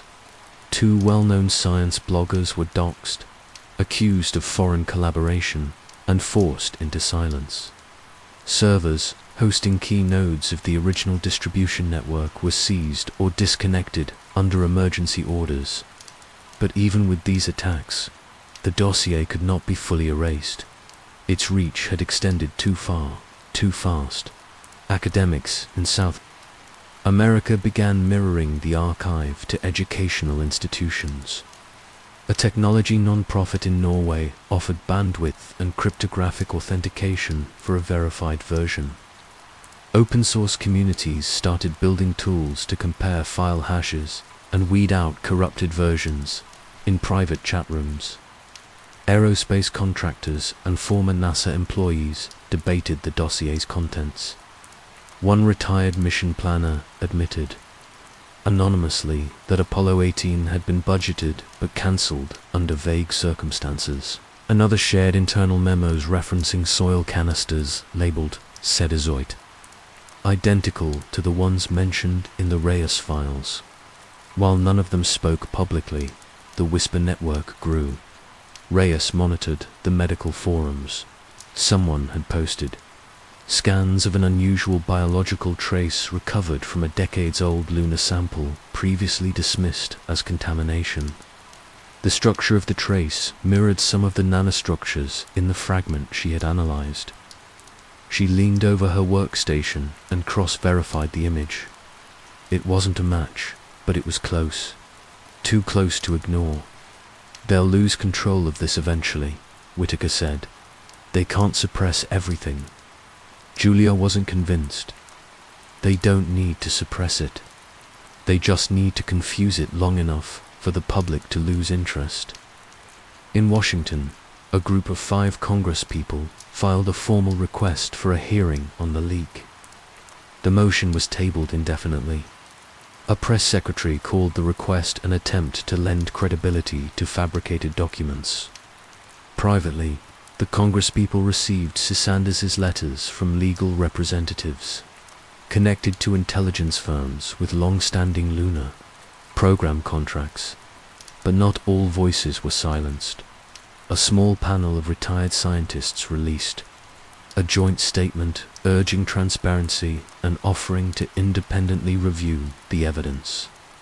Among them was a former lunar module engineer who had resigned in 1974 under unexplained circumstances.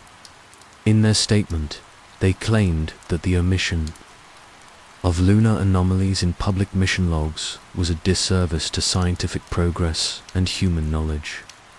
Reyes sat at the corner of the room, staring at the solar charge monitor blinking green on the wall. "We did what we came to do," she said, "but now the real fight begins."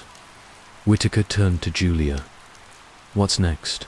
She didn't answer immediately. Instead, she opened her laptop checked the remaining mirrored nodes, and scrolled through the validation reports.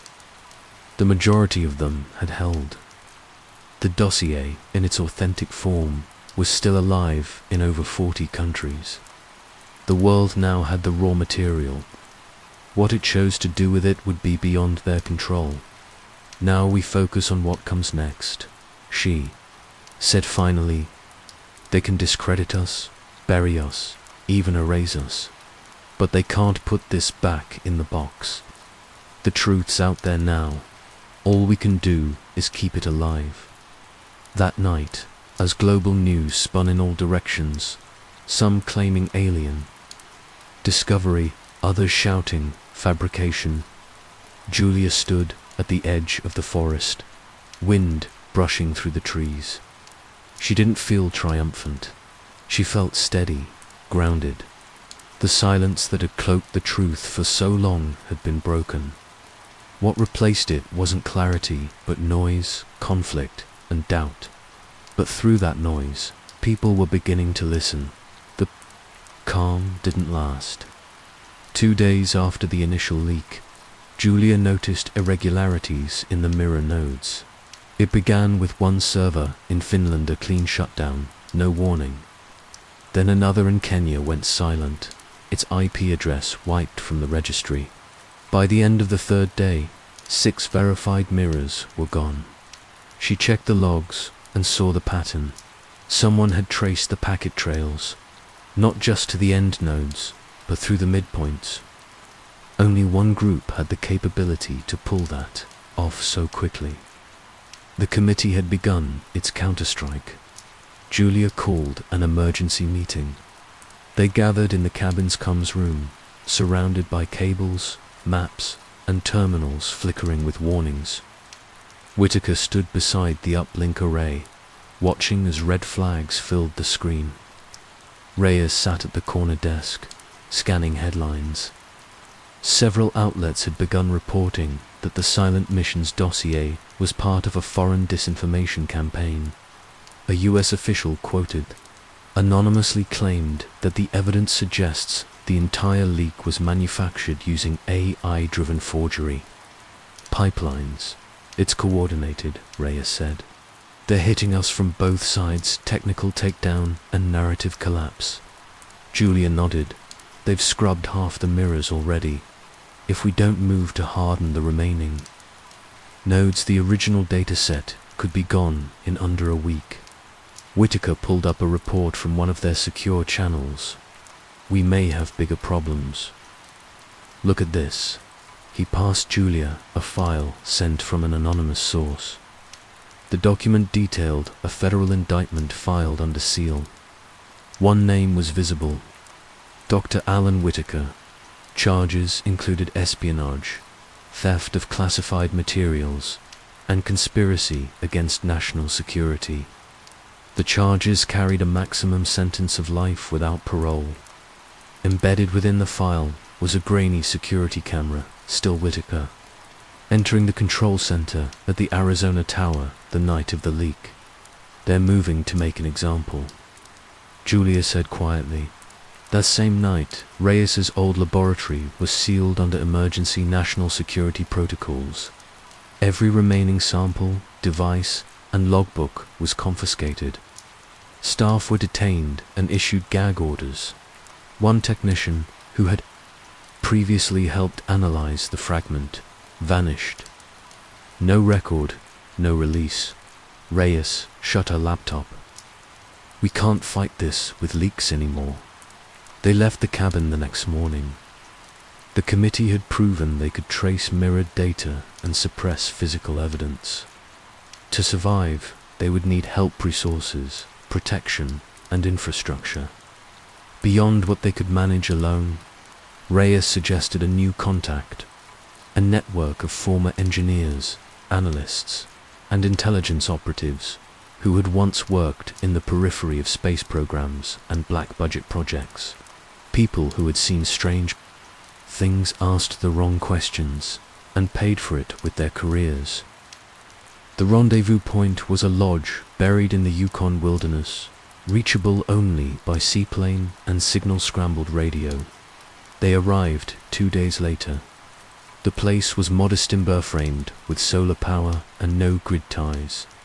Inside, a group of 10 waited. Grey hair, lined faces, calloused hands. Men and women who had built things for governments and corporations and had long since walked away. They called themselves the Quiet Assembly. One of them, a retired orbital systems engineer named Hawthorne, reviewed the dossier carefully. He spoke slowly, choosing his words. You didn't just uncover proof of a hidden mission.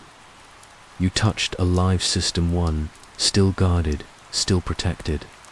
And now you're bleeding from both sides. Julia explained their need. A way to authenticate the dossier with something irrefutable. Not documents, not whistleblowers. Proof that could not be denied, discredited, or altered.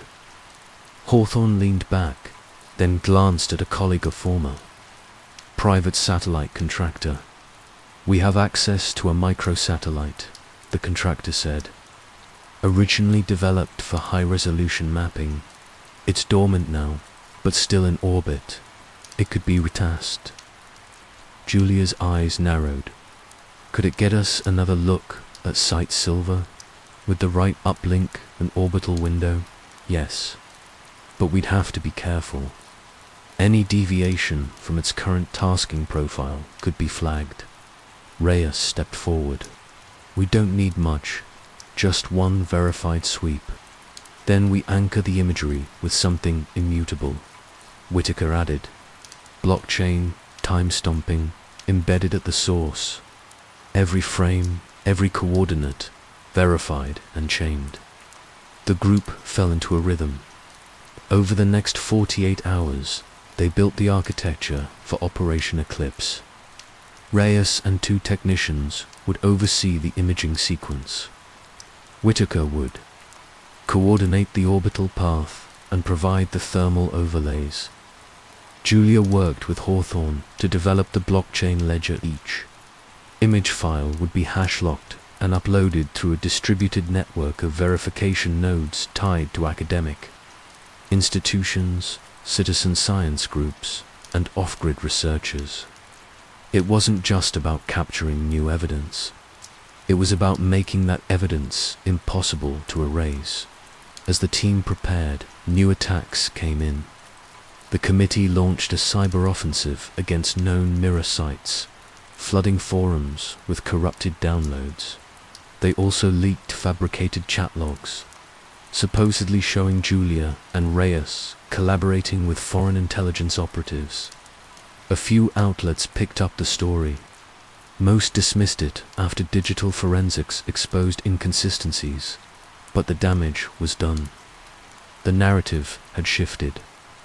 Now the conversation wasn't just about what was true, but about who could be trusted. Even allies grew cautious. A university that had agreed to host one of the blockchain nodes quietly withdrew. A tech non-profit lost its hosting privileges and issued a press release distancing itself from controversial space claims. The public arena was shifting. Truth was no longer the goal. Doubt was the weapon inside the Yukon Lodge. Julia gathered the team. They're trying to reframe the entire story. She said, we can't fight every lie, but we can show them what they can't deny. Reyes nodded. The images, the structure, anchored to time, locked to the chain. They won't be able to say it never existed. Whitaker finished plotting the orbital path. We launched the signal request at 020 UTC.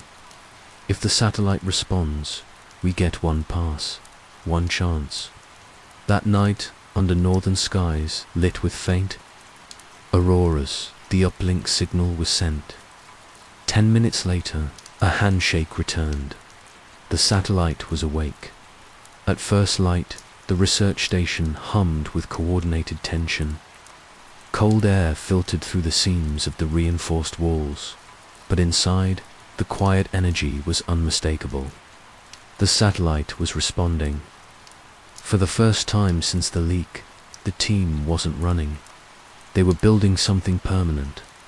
Operation Eclipse had begun.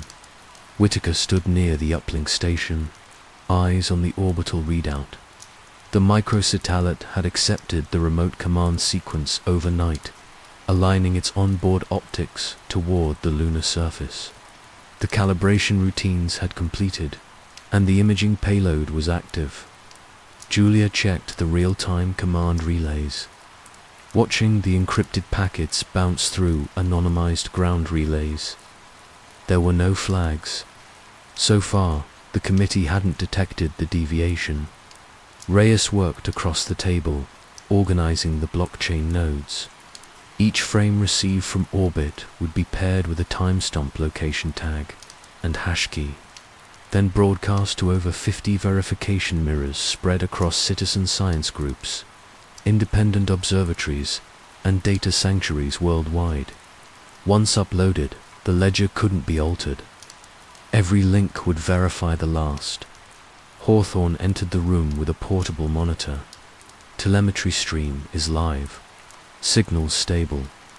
Julia exhaled slowly. Let's do this. Outside, snow fell gently against the reinforced glass, muffling the distant sounds of machinery. Inside, the terminal began receiving the first packets. They arrived in steady bursts, compressed, encrypted, and unmistakably intact. Whitaker opened the first frame. A high-resolution image appeared, grainy but crisp.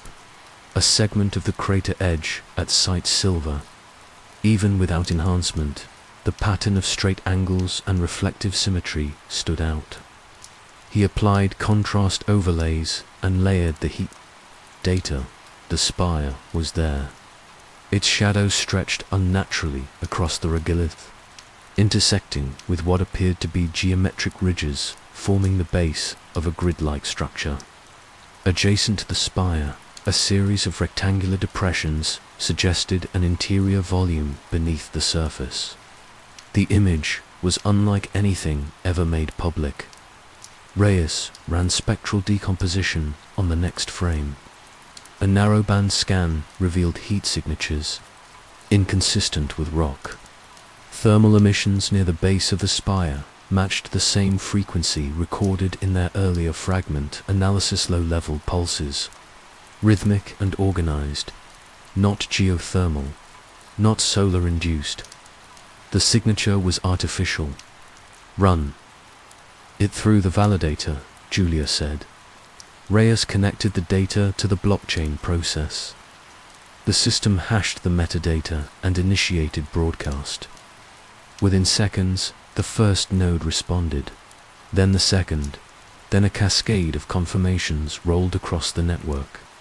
The image and its full data package was now anchored, public, and permanent. The next image came in. This one showed the full grid. Parallel lines buried beneath thin layers of regolith, intersecting at right angles around a central courtyard. The architecture was deliberate, planned, not random. Julia stared at the screen. No one's going to call this natural, she whispered. Whitaker nodded, and no one can unsee it now. Over the next 2 hours, the satellite completed its sweep. 18 images were received, each clearer than the last. Reyes ran rapid preliminary comparisons against archived topographic data. None of the structures had previously been disclosed in any public, NASA, or international lunar maps. Julia verified that the live stream to independent reviewers remained uninterrupted. Multiple science outlets had picked up the blockchain ledgers, key, and begun downloading the files for open peer analysis. They had done it as the final image. Arrived an overhead of the spire, fully illuminated under direct solar exposure, noticed something else. A subtle flicker near the base, barely visible in the infrared scan. She zoomed in, enhanced the exposure, and traced the anomaly. A small opening, perfectly square, nested in shadow. As sunlight crossed the surface, A faint pulse of reflected light returned, not scattered, but directional. Like a signal. It's responding, she said. Whitaker leaned over her shoulder. That's not natural geometry. That's alignment. They locked in the frame and pushed it through the network. Each node confirmed. The blockchain reflected the data. The proof and the reaction were now part of the permanent public record. Then came the first ripple of resistance. Julia's terminal lit up with alert pings. Several confirmation nodes in Eastern Europe were going dark, simultaneously and anonymous. Key attempted to introduce a corrupted variant of the spy's image into the chain. The file was rejected by the validators, but the intent was clear. The committee had seen the stream and now they were trying to poison it. They're here, Julia said, launching false blocks, trying to pollute the ledger. Reyes shifted focus. I'll isolate the node list, build a clean chain. If we maintain enough verified mirrors, they won't be able to break consensus.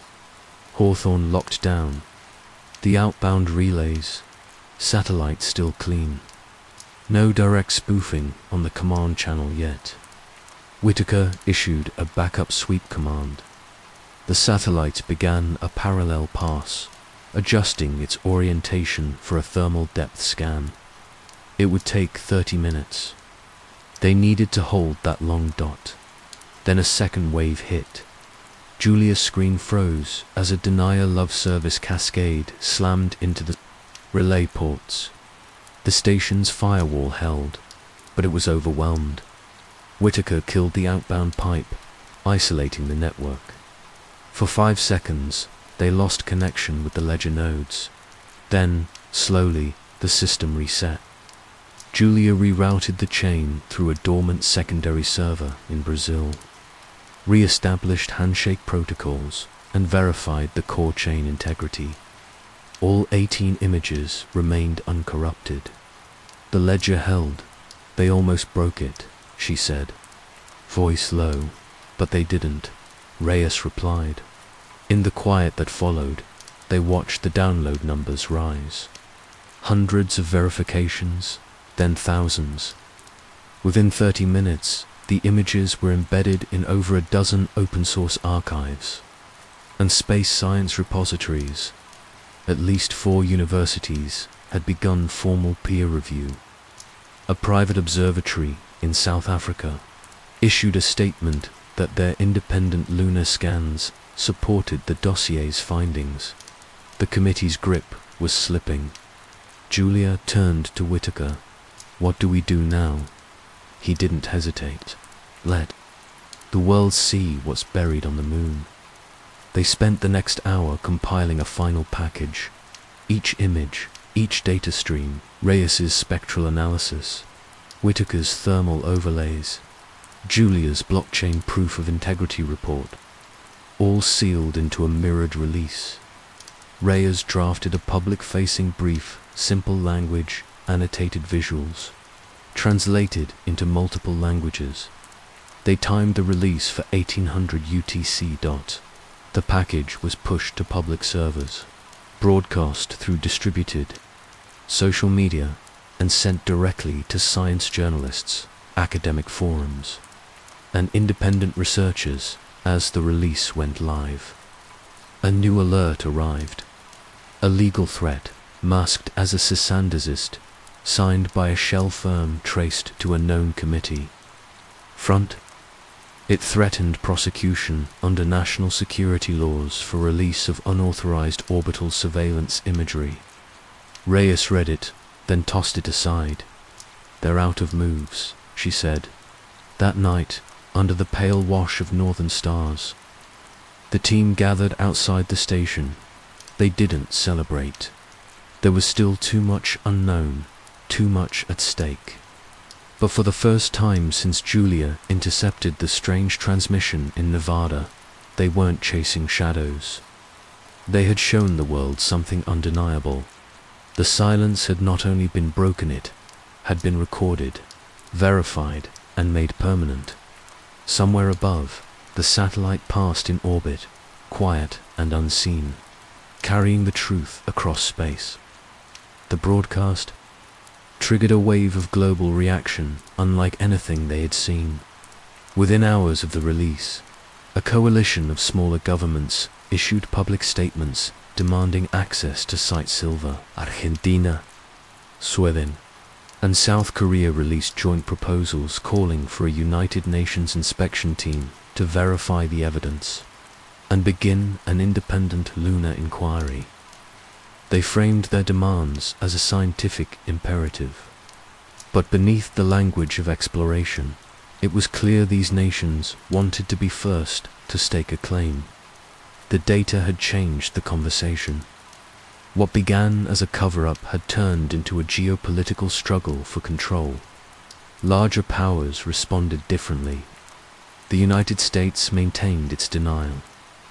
A Department of State briefing claimed the images had been misinterpreted and stated that unauthorized satellite tasking constitutes a violation of treaty obligations. China issued a warning that any unilateral attempt to approach the South Polar lunar region would be considered a provocation. Russia remained vague but hinted that long-standing observations from prior missions would be re-examined in light of new anomalies. Behind the scenes, the major players were locking down assets and aligning orbital coverage over the disputed site. Inside the Yukon research station, the group watched as international momentum surged. Their success had come at a cost. The station's signal logs showed increased passive surveillance, satellites shifting into alignment, high-altitude drones hovering just outside radar detection. There were no active attacks, no visible agents, but the presence was clear. The alliance within the team also began to crack. That evening, as the temperature dropped and the sky darkened with snow clouds, Reyes confronted Julia and Whitaker in the main operations room. Her hands trembled as she laid out a set of printed diagrams reconstructions of the spire's energy pulses. They showed subtle modulations in the radiation waveform, changes that didn't match any known beacon or passive emitter. Reyes had run simulations and found a pattern that resembled a low-bandwidth communication structure. She looked at them both with a level of hesitation they hadn't seen before. "This might not be just a signal," she said. "It could be a language or worse, a trigger." Whitaker leaned in, studying the graphs. "What kind of trigger?" Reyes didn't answer right away. "I don't know, but it's not just sending out pulses, it's responding. The energy signature we recorded changed after the satellite passed overhead. I think it noticed us." Julia was quiet. The implications were clear. If the structure had the ability to detect observation or respond to electromagnetic patterns, then every scan, every image might be part of a larger interaction. Something they didn't understand. Later that night, during a private moment, Whitaker confided in Julia.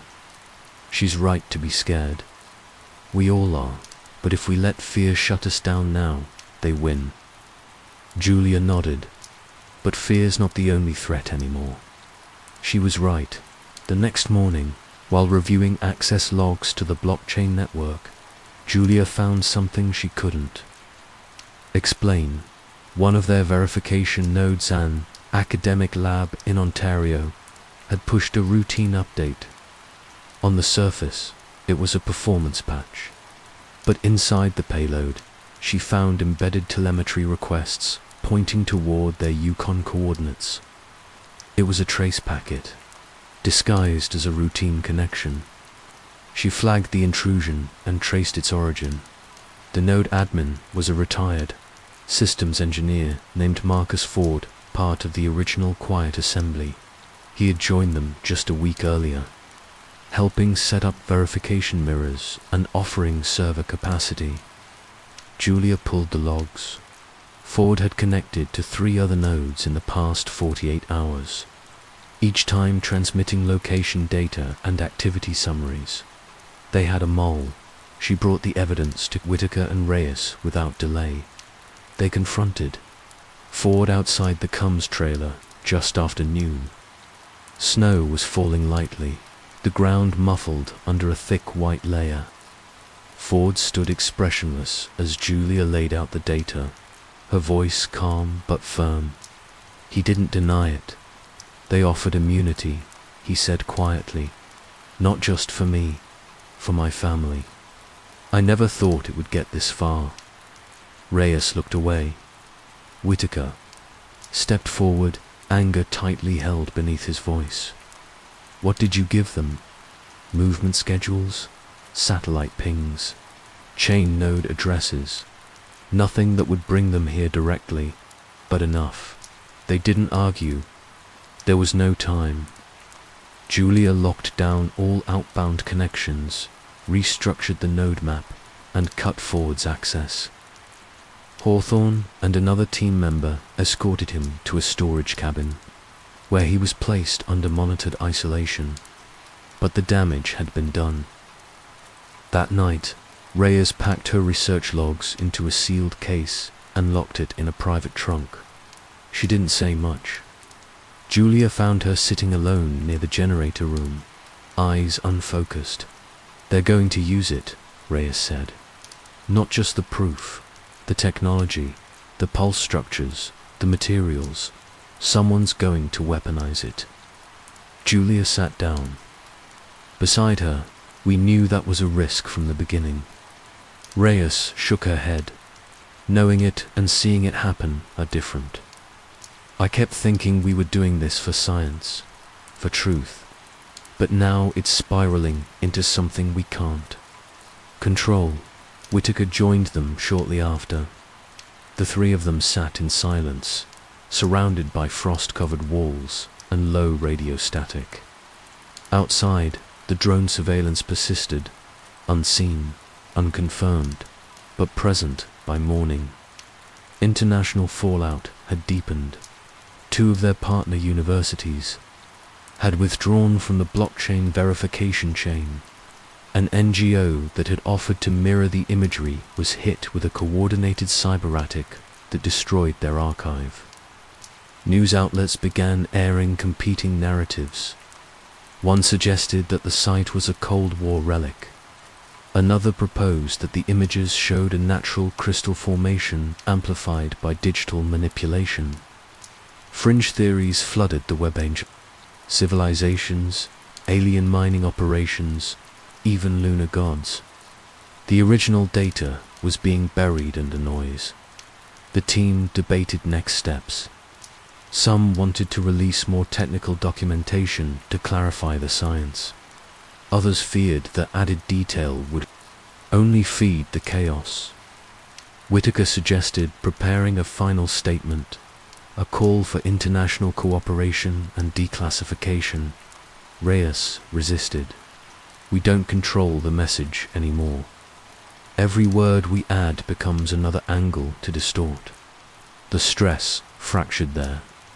Unity.1 engineer left in the night, taking his server backups and driving south with no warning. Another declared the operation compromised and demanded they destroy the remaining satellite links. Tensions rose. Accusations simmered beneath.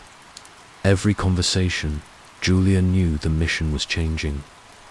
They had exposed the truth, but exposure alone didn't guarantee understanding or safety. They needed time, they needed security, and they needed a new plan. She called a private meeting with Whitaker and Reyes. We hold what they fear, she said. The raw proof, the connection. If they want it, they'll keep coming. And if we fracture now, they'll win by default. Whitaker agreed. Then we strike first. They would go after the committee directly. The plan formed in silence, without debate or hesitation. By the time the snow stopped falling over the Yukon facility, Julia, Whitaker, and Reyes had reached a quiet consensus. Exposure alone was no longer enough. The committee had survived the leak, absorbed the fallout, and countered with a stream of distortion. The truth, though public, had been buried in confusion. They needed a final strike, one that would pierce the core of the operation, leaving no space for denial or spin. Julia suggested the unthinkable. They would infiltrate the committee's data hub.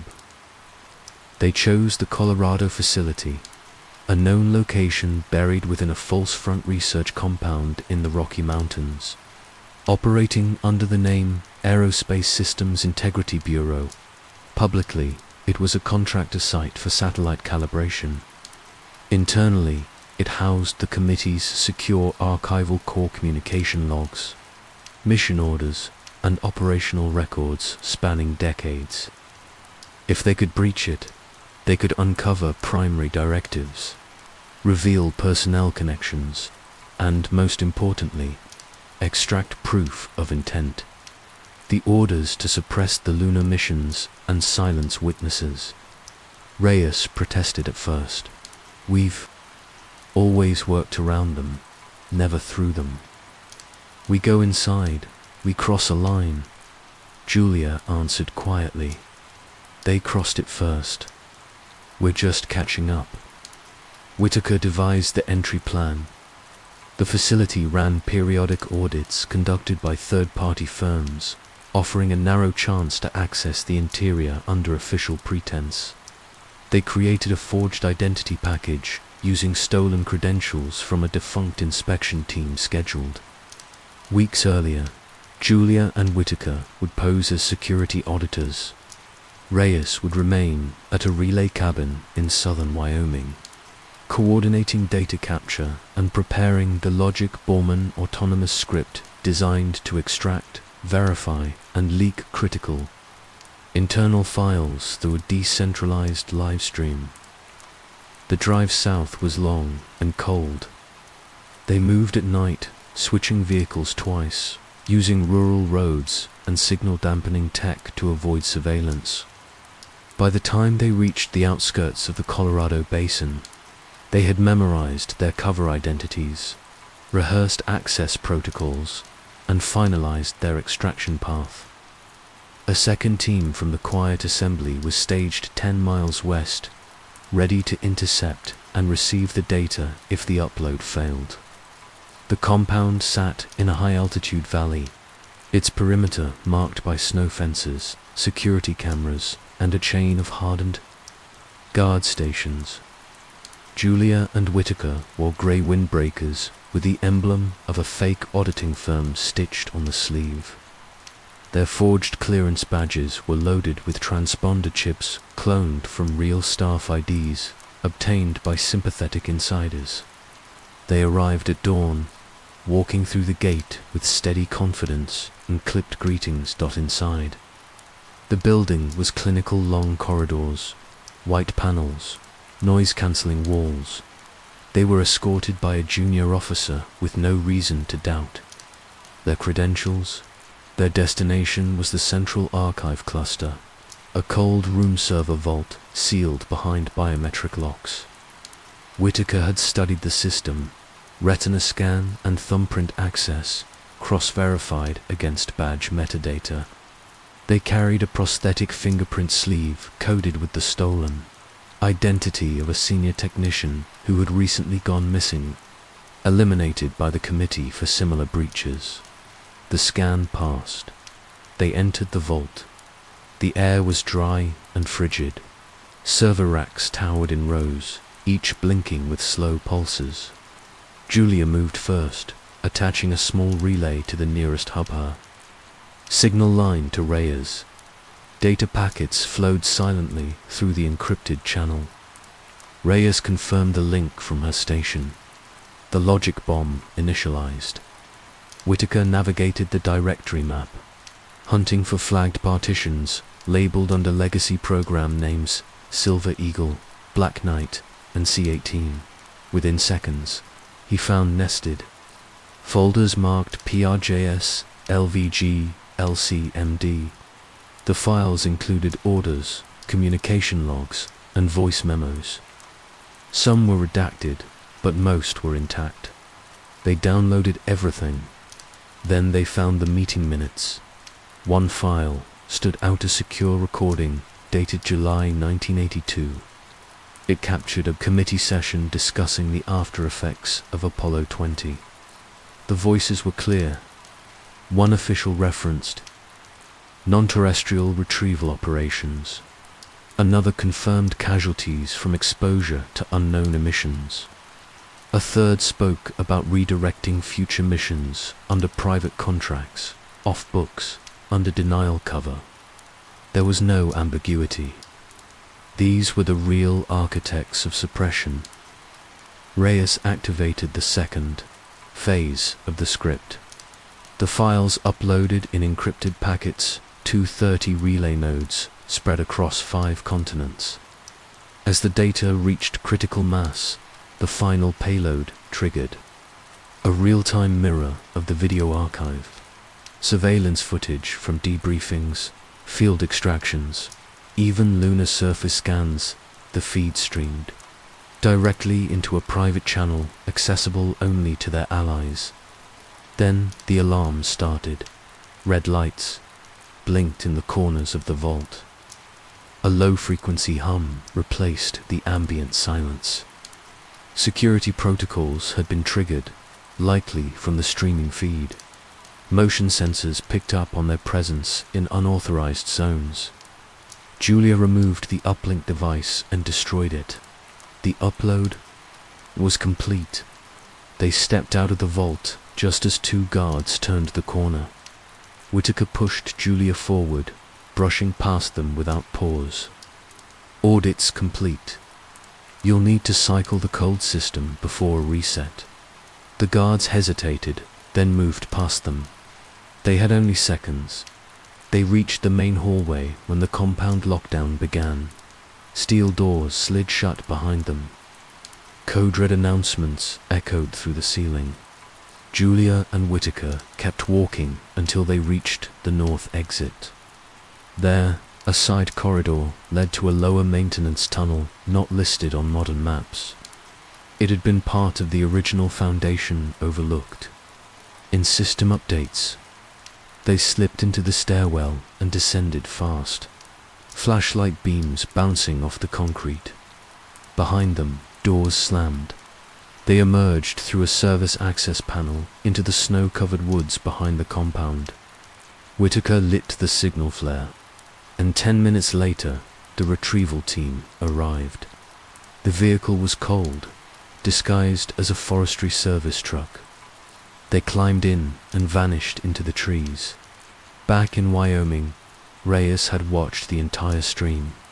She had captured the data, validated the ledger entries, and pushed the recordings into a cascade release schedule, one every 30 minutes, across a dozen platforms. The final broadcast was the most damning. A live camera feed inside the committee's planning chamber, showing a wall covered in mission artifacts and lunar material samples. The room was empty, but the implication was unmistakable. Before she could close the system, Reyes triggered the last measure, a looping public declaration, embedded across all streams. It read simply, "The truth is not ours to hide." The data had escaped the vault. The world now had access to the heart of the committee's deception. Reyes shut down the relay station and moved to a secondary safe house. Julia and Whitaker arrived just before dawn. No words were exchanged. They knew what they had done and what would follow. The committee's silence was broken, not by a leak, but by its own voice. By morning, the first wave of outrage had already begun. Within hours of the logic bomb's deployment, headlines flooded international news feeds.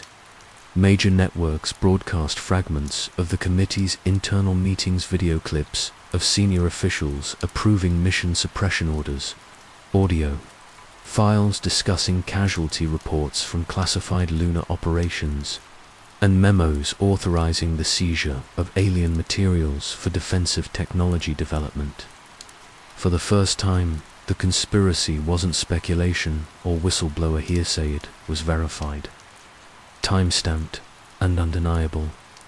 Julia sat in silence at the edge of the relay cabin, her laptop open to a live feed of public reaction. Political analysts scrambled to interpret the consequences. National security commentators clashed on air over the implications of an unelected body operating beyond civilian oversight. Several countries issued emergency statements. France called for an independent tribunal. Brazil demanded the United Nations hold an immediate open hearing. Japan requested full transparency regarding its own involvement in lunar research projects. Every government now had to pick a side.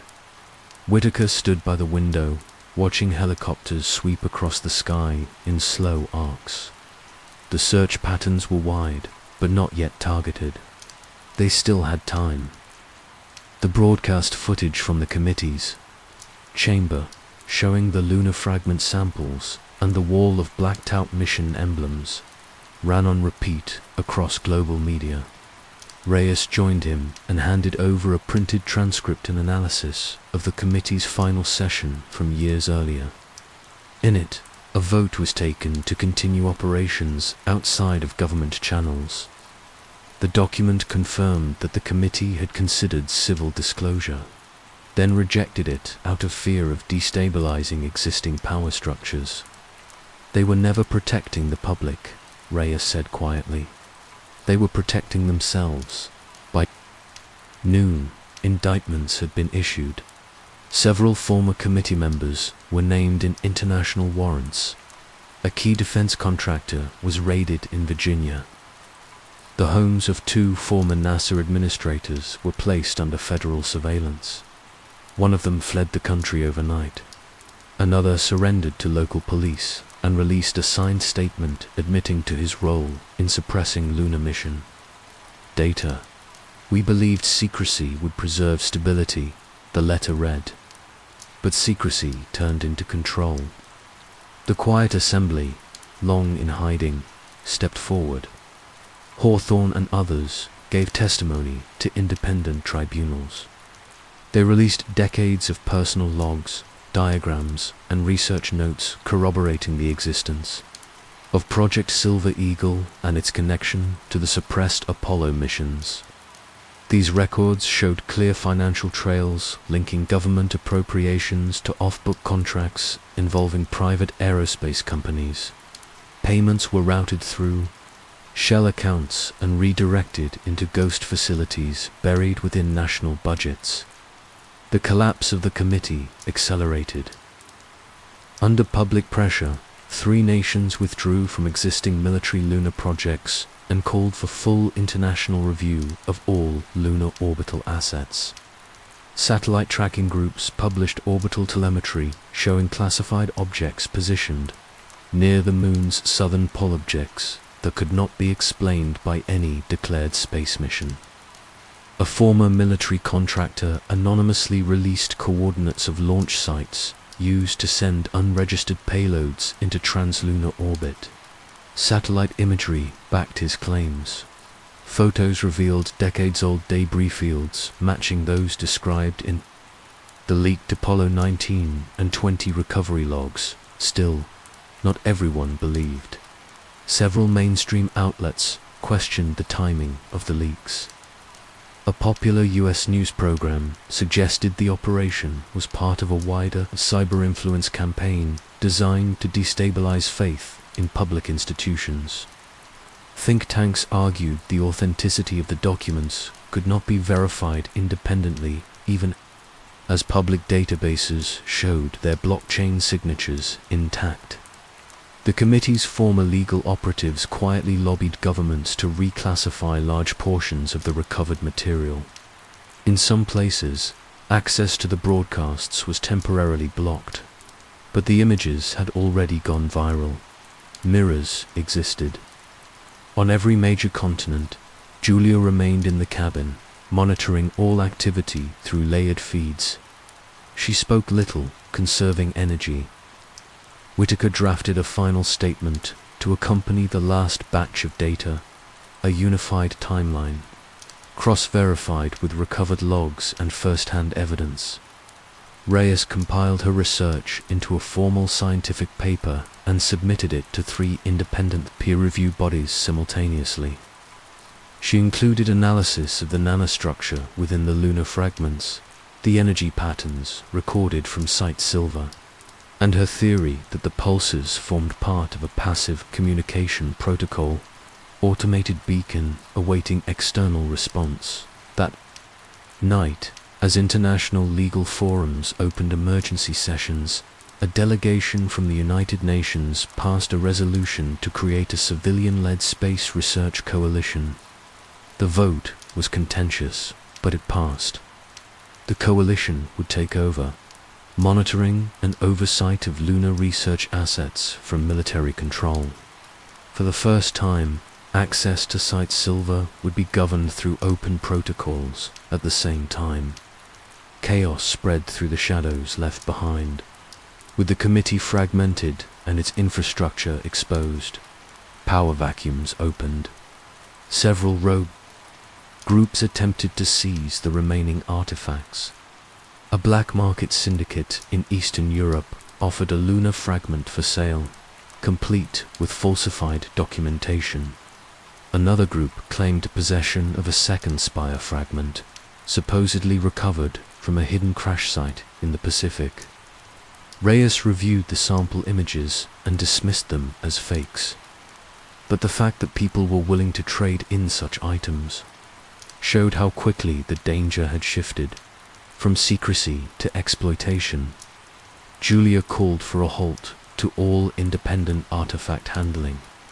She began working with scientists across the globe to construct a secure chain of custody protocol for any materials discovered in the future. She insisted that everything be logged, verified, and stored under civilian authority. No more private labs, no more locked vaults. Meanwhile, resistance from old power blocks continued. A classified intelligence briefing from an intercepted source suggested that remnants of the committee were attempting to regroup under a new name, operating through private defense corridors. One name repeated across multiple documents: Project Vantage. Julia flagged it for further investigation. Whitaker, exhausted but focused, worked through old Apollo telemetry files recovered from the vault. He discovered flight path overlays that showed multiple mission deviations. Apollo 19 had not failed in launch. As history recorded it, had launched successfully, entered lunar orbit, and transmitted telemetry for 2 days before its signal vanished. The transmission logs ended mid-sentence, with a single word embedded at the close. Awake.Reyes cross-referenced the timestamp of that log with the most recent energy pulse recorded from Site Silver. The match was exact. They triggered something, she said. And then they went dark. The implications sank in slowly. The signals they were studying now may have begun with that last transmission. The lunar structure's energy pattern could be a response part of a delayed dialogue set in motion decades earlier. A system waiting for the next input. Despite the chaos, change had come. The world was finally facing what lay beneath the surface of its own history. The veil of silence had lifted, replaced by a wave of curiosity, outrage, and fear. But also, by purpose, in the days that followed, dozens of research institutions announced new grants and exploratory programs. Universities established open-access lunar archives. Citizen scientists formed forums to crowd-analyze spectral data. For the first time, discovery was in the hands of everyone. The committee had fallen, its secrets exposed, its power shattered.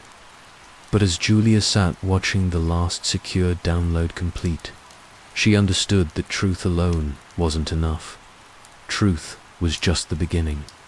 What humanity did with that knowledge, how it managed the tension between wonder and control, between hope and fear, would shape what came next. And the real mission, the one hidden in fragments and pulses, was still waiting. 3 months after the collapse of the committee, a different kind of stage had been built. Beneath the high ceilings of the United Nations Assembly Hall in Geneva, a press platform had been erected and fitted with clean lines of glass, brushed metal, and soft white light. Julia stood at its center beside Reyes and Whitaker, facing a sea of international delegates, researchers, and reporters. Cameras lined the back wall. The moment was not a celebration. It was AHANDOFF. As she looked out across the assembled representatives, Julia felt the weight of the last year settle across her shoulders. Every leak, every loss, every doubt had led to this point. The truth had broken through the surface, but the future remained uncertain. They were no longer the keepers of hidden knowledge. They were witnesses. And now the world would decide what came next. The moderator introduced them as civilian researchers, who had triggered the most profound reassessment of human exploration policy in recorded history. Julia didn't flinch. She wasn't here for titles. She was here for clarity. Whitaker stepped forward first. He spoke in measured tones, explaining the timeline of the hidden Apollo missions. He detailed the telemetry inconsistencies, the destroyed flight logs, the classified cargo manifests, and the pattern of redactions spanning 3 decades. He walked the assembly through the confirmed location of Site Silver and the verifiable structural grid exposed by their satellite imaging array. No speculation, just facts. Reyes followed with her findings. She displayed the energy pattern diagrams on the projection wall and presented her conclusion that the emissions from the spire were consistent with a long-duration signaling array. Not a power source, not a weapon, a passive, repeating structure. She explained the nanostructure embedded within the lunar fragment and how its molecular lattice behaved like a crystalline transmitter. Her team's simulations showed that the energy pulses were rhythmic and programmable, forming what she called an open-ended question broadcast into space. Julia closed the briefing. She stepped to the podium and opened a small case. Inside was the prototype translator device. Its casing was plain, built from off-the-shelf parts, but inside it housed a software model refined from the spire's emissions. She didn't activate it. Instead, she held it up and stated plainly, "This is a beginning, not an answer." The translator didn't offer meaning, she explained. It matched pattern to pattern, attempting to convert signal cadence into recognizable code. So far, the structure had responded only once to the orbital scan. Since then, the pulses had shifted slightly in duration, as if waiting. The technology they stood beside was advanced, yes, but more than that, it was patient. Next came the diplomatic segment. Delegates from 32 nations stood to read brief, prepared statements. The United States, now under new administration, pledged full declassification of all lunar materials. Collected from 1969 through 1980, Russia announced it would share archived telemetry from its lunar missions. China offered coordination through its upcoming change program. India, Brazil, and South Africa proposed an open data framework to be administered through the newly ratified International Lunar Research Accord. The highlight came when the UN Secretary-General took the stage. She addressed the room with simple, direct words. "Today, we acknowledge that what lies beyond Earth may not be ours alone. but what lies within our response must be. She then announced the formal ratification of the site's silver protola, binding international agreement recognizing the crater and its surrounding area as a protected research zone, governed by civilian oversight and global transparency. The room applauded, restrained but real. As cameras flashed, a live feed appeared on the projection wall. It showed the descent of a new lunar lander, launched just days before by the international coalition. The capsule slowed over the spire, its surface-mounted cameras revealing the familiar angles rectilinear edges, the central column, the mirrored geometry that first captivated Reyes in a grainy scan. Then the moment arrived. The lander touched down,